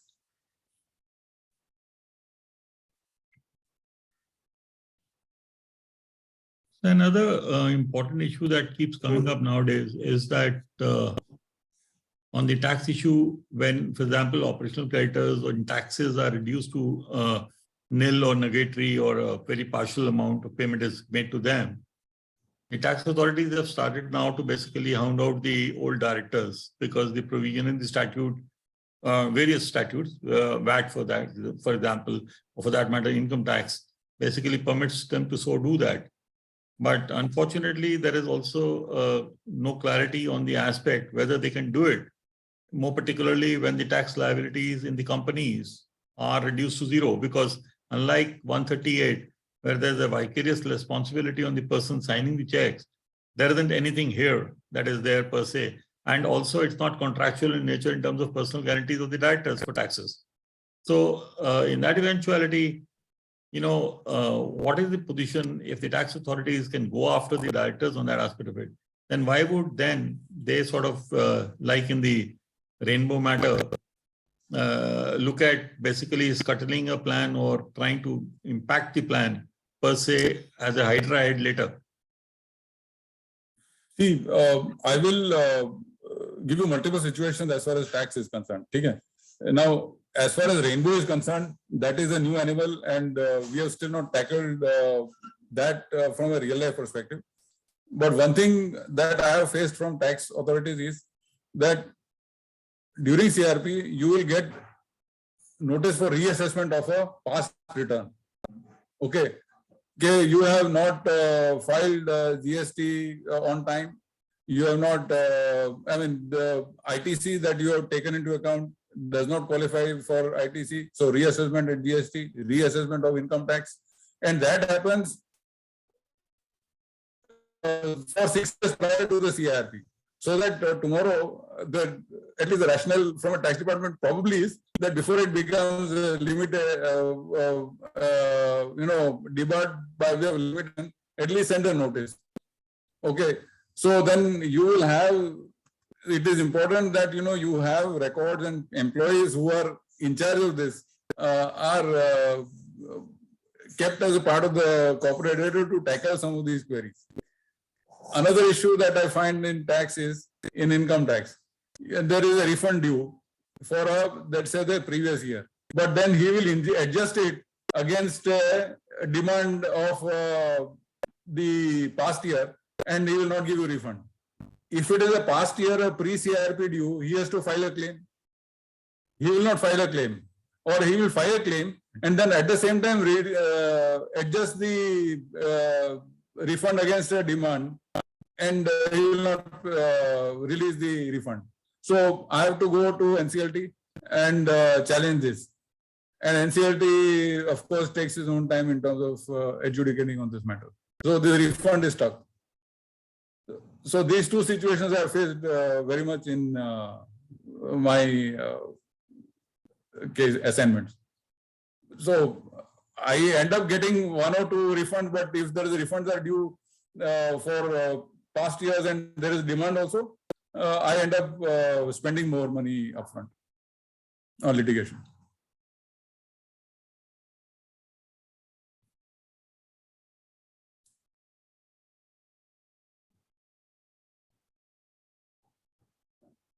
But were you successful in getting the refund in the case where there was a demand and you adjusted it?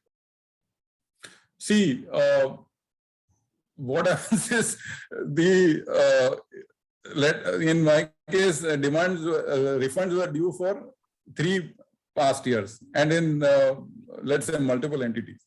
I get a refund due in 1 year.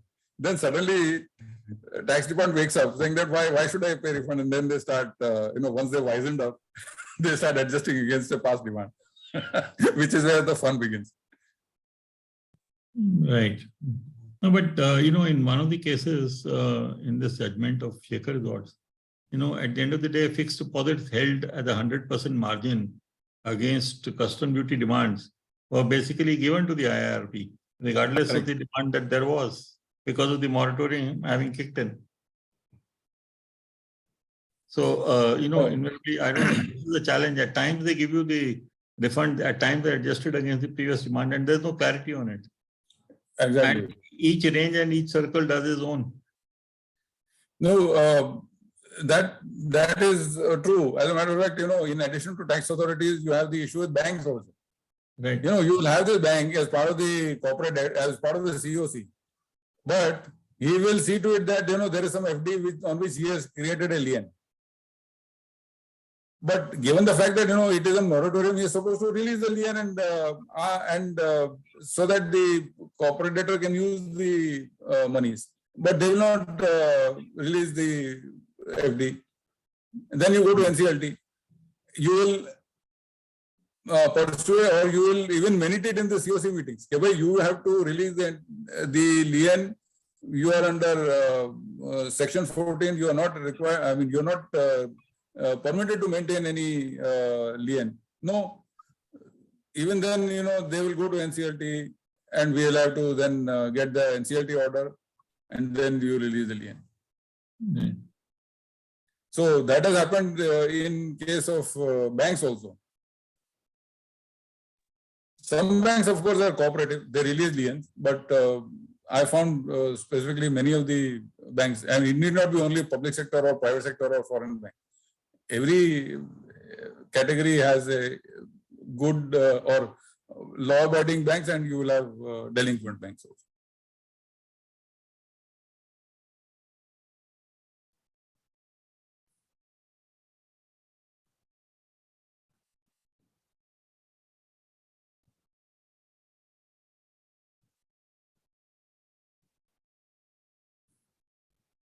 And another issue that I had was in respect of, one of the matters that I was looking at was before the GST was regularized. Now we have a way in which you, if there are GST dues, GST department will be required to file a claim. And for the CRP period, you register under a new GST number and then start, continuing operations. But before, I had an operational entity which was before this rule came in, and I had a terrible time getting customers to continue giving orders because they are not getting ITC. So why will they give orders to us? Because we are not able to pay GST on account of lack of funds. They are not getting ITC, and the whole system broke down. So one had to actually convince the GST authorities that I will give a GSTR1, not on the system, because system was not able to take my returns. So I will give a hard copy returns to GST authorities based on which they will release ITC to the customer. So one had to design systems around this. Of course, after that it became regularized, and now things are much better in respect to GST. So in the case of a manufacturing unit, you had also delved into, and nicely so in one of your slides. But a question to ask as a supplementary to that is that in the event that the resolution applicant seeks to actually later dispense with a part of the labor force, is it important for the RP to share that with the employees while the process is on, or effectively, as the IBC code says, the plan so approved by the adjudicating authority is binding on all stakeholders and forget about it? And despite the fact that the resolution applicant might say that he'll pay all the dues, will comply with the laws, will pay a full gratuity, etc., etc., etc. But the fact is that there is going to be a substantial reduction in the labor post that. See, it depends on the environment that you are looking at. I had one assignment in Eastern India. There, paying bonus on schedule, before Pujo was very much part of the entire way of doing business. At the same time, retrenchment also was not considered good. You will have issues at the plant itself. Local MLAs, etc. Have the local unions will get into the game. So one had to actually, one avoided retrenchment in those situations. But at the same time, one was able to negotiate a lower bonus than the industry standard because the company was not making enough profits. So at least I was able to control the employee expenses in that manner. But in another case, in a service industry, which I'm looking at in Western India, there I'm able to actually convince employees to leave. Of course, because it is in the service sector, and employment opportunities post-COVID also have improved. So to that extent, convincing at least the high-paying salaried individuals to quit became easier. But one has to play it based on the situation and the environment that one is looking at. So one would prefer to see that at one point only the lower grade so employees are first let out, but then you see that you are stuck with a whole lot of high salaried individuals with heads of department who so we'll need to do an audit in terms of what is the contribution, and then identify those individuals and then have them resign. So there is a bit of a it's sensitive issue, but sometimes to keep the conserve cash, sometimes one has to take these harsh steps. So But there's no clear answer to this. Yeah. So my question was an additional one to what you explained so very well right now. But what I'm saying is that, for example, if the resolution applicant in his plan basically states that he will cut down the size of the total labor force subsequent to the adjudication of the plan by the authority by, let us say, 50%, despite the fact that he says that he will pay all dues, etc., etc. Is it then not incumbent before basically the approval of the plan to basically bring the labor on board and tell them that there is this clause, or just wait for the fact that the court says that it is binding on everybody? Yeah, again, this is a is a communication issue rather than a court issue. One has to again play it by the ear, and yes, you will need to at least tell the investor, okay, these are the issues that our company is having. I'm sure they have done a due diligence, but you will need to have the investor also communicate to some extent. You will have to communicate in and kind of mentally prepare the workforce suitably. So yes, it is kind of playing by the ear than anything else. The only carrot that you can see is typically in resolution plans, employee dues are fully funded and on priority. So at least to that extent, you can always kind of sugarcoat your message by saying that you are going to get all your dues paid in priority.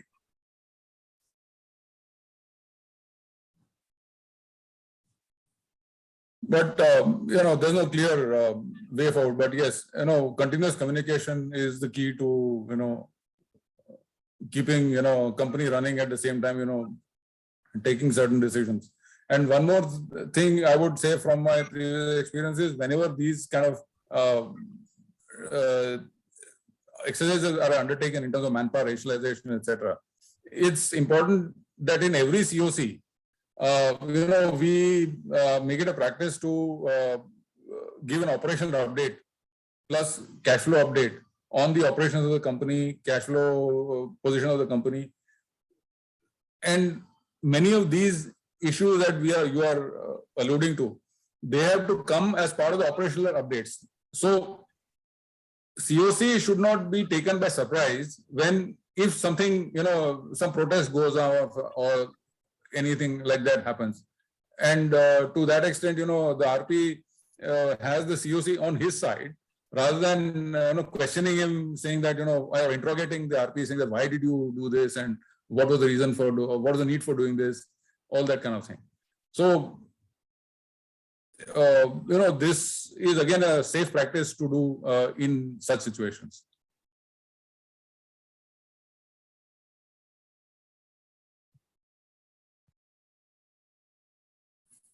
Tomorrow, let us say you need to renegotiate the contracts with the employees upwards or downwards, or you want to retrench employees.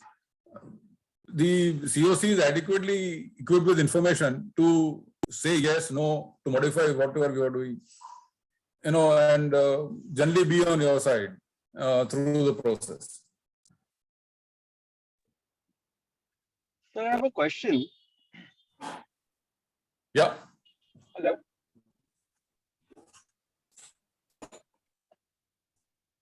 Yes, please. Sir, in case of attachments by revenue authorities of bank accounts pre-CIRP period, what options or what has been your experience in releasing that amount which has been lying in the bank account? No, I had a very interesting experience. I was at the airport, okay, and ready to board a flight. Suddenly I get a call from the employee saying that excise people have come and they want to seal the office. So I asked them immediately to, I had to have a conversation with the head of that team who had come to seal the office. So I had only, of course, I was able to convince and I had to have a very tough talk with them. So I made it clear that as a RP, you are not allowed to take any coercive action. You can, of course, enter the premises, but you will not be able to take any records out of the company. you will not be able to attach or seal the office. They will need to give in writing what is the information they require. And that information, I promise as RP to provide to them. And in not originals, but copies of those records. So, of course, that conversation went on for quite some time and they were convinced, and they gave a lengthy list of records which were then, provided to them subsequently. So one will have to be clear on that part. Again, the attachment is already there before CIRP, and if you want to release the amount which has been stuck in the bank accounts, will that be possible? No, that typically becomes a very contentious issue. They will not release until they have a NCLT order. So you can go and, of course, discuss with them, but typically the answer will be, if you give me an NCLT order, I will release it. So you need to, of course, go to NCLT with your request. And once you get an order, release it. Right. Because in one case, there was an entire, coal inventory which was attached. I was just not able to retrieve it. I had filed in NCLT, resolution plan was implemented also, but still that coal inventory was not released by the excise department. But what to do? One had done all the homework in terms of filing with NCLT, but NCLT, there was no order from the NCLT by the time the entire process was completed. So one, of course, handed over the matter for the investor to pursue further. So while you are in the process, we will need to take all steps to see that, whatever assets are there of the company legitimately, they should be taken possession of. And to the extent that any action required, take the action required, and then, clarify that to the investor also when he's getting into the company. The same applies for one of the cases we are handling, the only asset is these bank balances which have been attached, and there is no other asset of the company. The challenge is, what the resolution applicant would be doing in that scenario wherein it is uncertain whether it will be released, not released. And that is where we got stuck, and we thought, yeah, the NCLT is the only recourse that you have in terms of getting the banks to release. Or if they can, release through mutual discussions, all the better, but that's a tough ask. Right. Thank you, sir.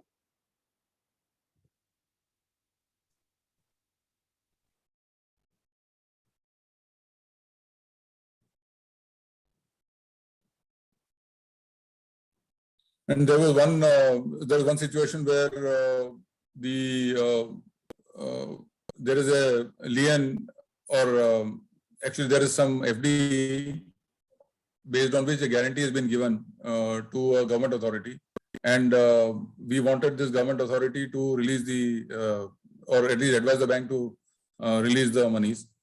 They have said, you go to NCLT, because there are certain CAG references saying that this guarantee is required. So until NCLT order is there, I will not be able to advise the bank. So some of these things keep happening. So one has to keep at it and NCLT to pursue these matters.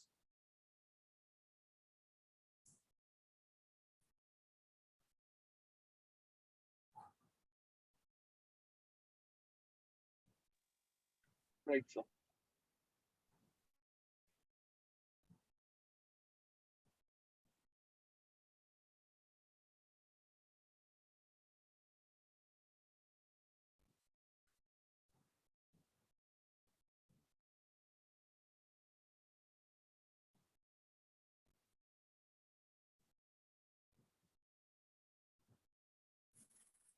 But all in all, managing an operating company is quite a challenge, but quite an interesting challenge for an IB. And given a choice between operating corporate data or with or an operator with or a cooperator with closed operations, one would prefer this operating companies to get the real flavor of the CRP plus resolution plus implementation.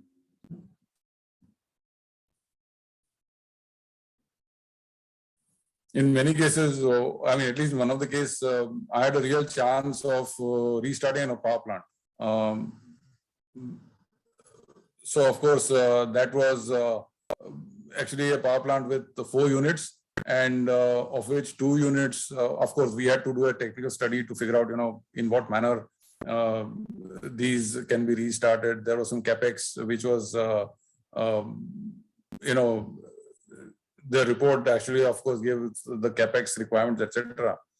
In terms of sequence of activities to be undertaken to restart the plant also was a part of the report. It was clarified, but the COC was risk averse, and they said no. While the study was done and the fees paid for the study, but they said it was too challenging for them to incur expenses in terms of restarting. So one had to make do with a closed plant for the entire CRP period. So it was quite a dull exercise otherwise. So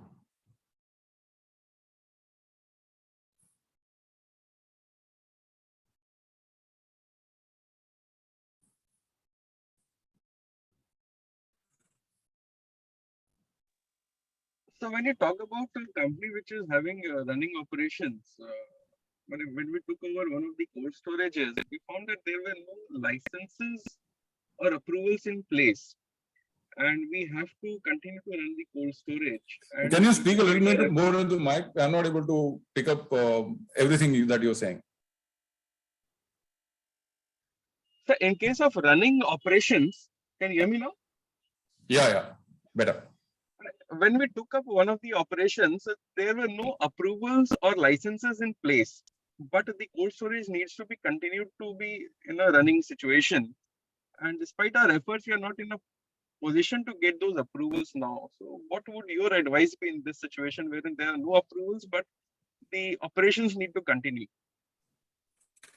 See, for example, let us say there are key inputs like, water and electricity. There is, now settled law that to the extent that, for the CRP period, if you are using some of these key inputs and you are paying on time, they cannot cut off these inputs in terms of, they cannot switch off the power or stop the water. So that is one part. Second part is, of course, if there are past dues on account of which they are not giving approvals. For example, in one of the power plant that we are looking at, the Pollution Control Board had not renewed the consent to operate on account of there are certain capex that they needed to do in terms of metering. Unit-wise metering was supposed to be done rather than one plant-wise metering, which was there. And those unit-wise metering was still not done. So if there is some work to be required in order for renewal of the that particular approval, that will need to be carried out, and then convince the Pollution Control Board to renew the consent to operate. Otherwise, you go to NCLT in terms of of course you will need to give a legal notice and then give them some time, and then they don't restart your service. You go to NCLT and have them give an order to this particular utility to start the supply, and at the same time, assure the NCLT that we will keep paying on schedule as per the usage. So to that extent, COC minutes also will need to be a part of the application, saying that COC agrees to support this entire entity in terms of paying the utility bills on time. Yeah, I think that seems to be the logical way out. Yeah. Right. Thank you.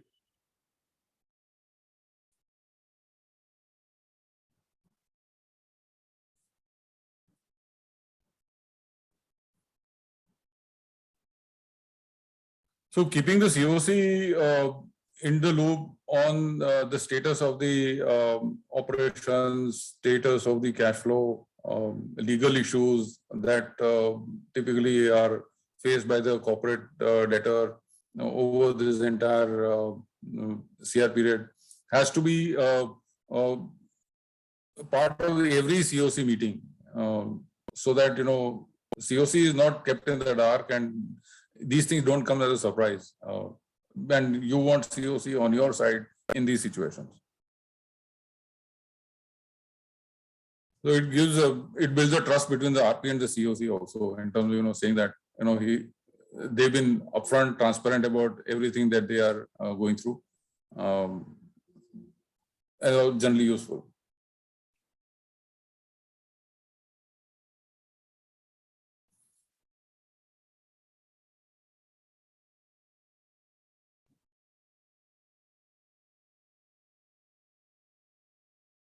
So any other questions that participants may have?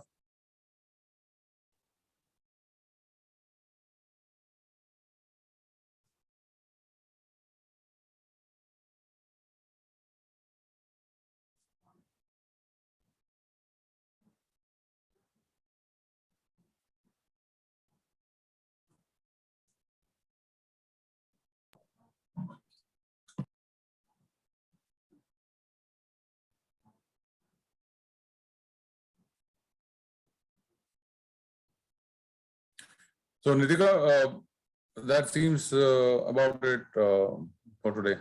Yes, sir. Participants may ask questions if they have any. Okay, sir, we can end the session. So thank you very much for asking me to take this session. So thanks to ICSI IIP, and of course thank you to the participants for their time and patience in terms of going through the session. It was my pleasure to share my experience. Hopefully it has been of some use to all of you, and happy to take any questions later as well. I'm sure Nitika can pass on queries that you may have later. Sure. In respect of situations or some queries that you may have in respect of this. So please feel free to ask me later as well. And thank you very much. Thank you, sir. Ma'am, can we have the background material and the contact number of the speaker? Can you share it? Sure, sir, it will be shared. Okay, okay. And actually, I'm attending first time in ICSI. So what about the after completion of this session? Will we get the confirmation for attending the session, or what is the procedure? Yes, sir. So you will get an email, and that email will be a confirmation that you have attended the session, and you can use that document as a proof of attendance, and you can Okay. Okay. Shall we get PowerPoint presentation? Yes, sir, it will be shared. So thank you so much, Anish sir, for sharing your valuable time and for making the participants understand about the manufacturing sector session. This was indeed an insightful session. And thank you so much, participants, also for your patience and your time. Have a good day. Thank you. Thank you very much. Thank you.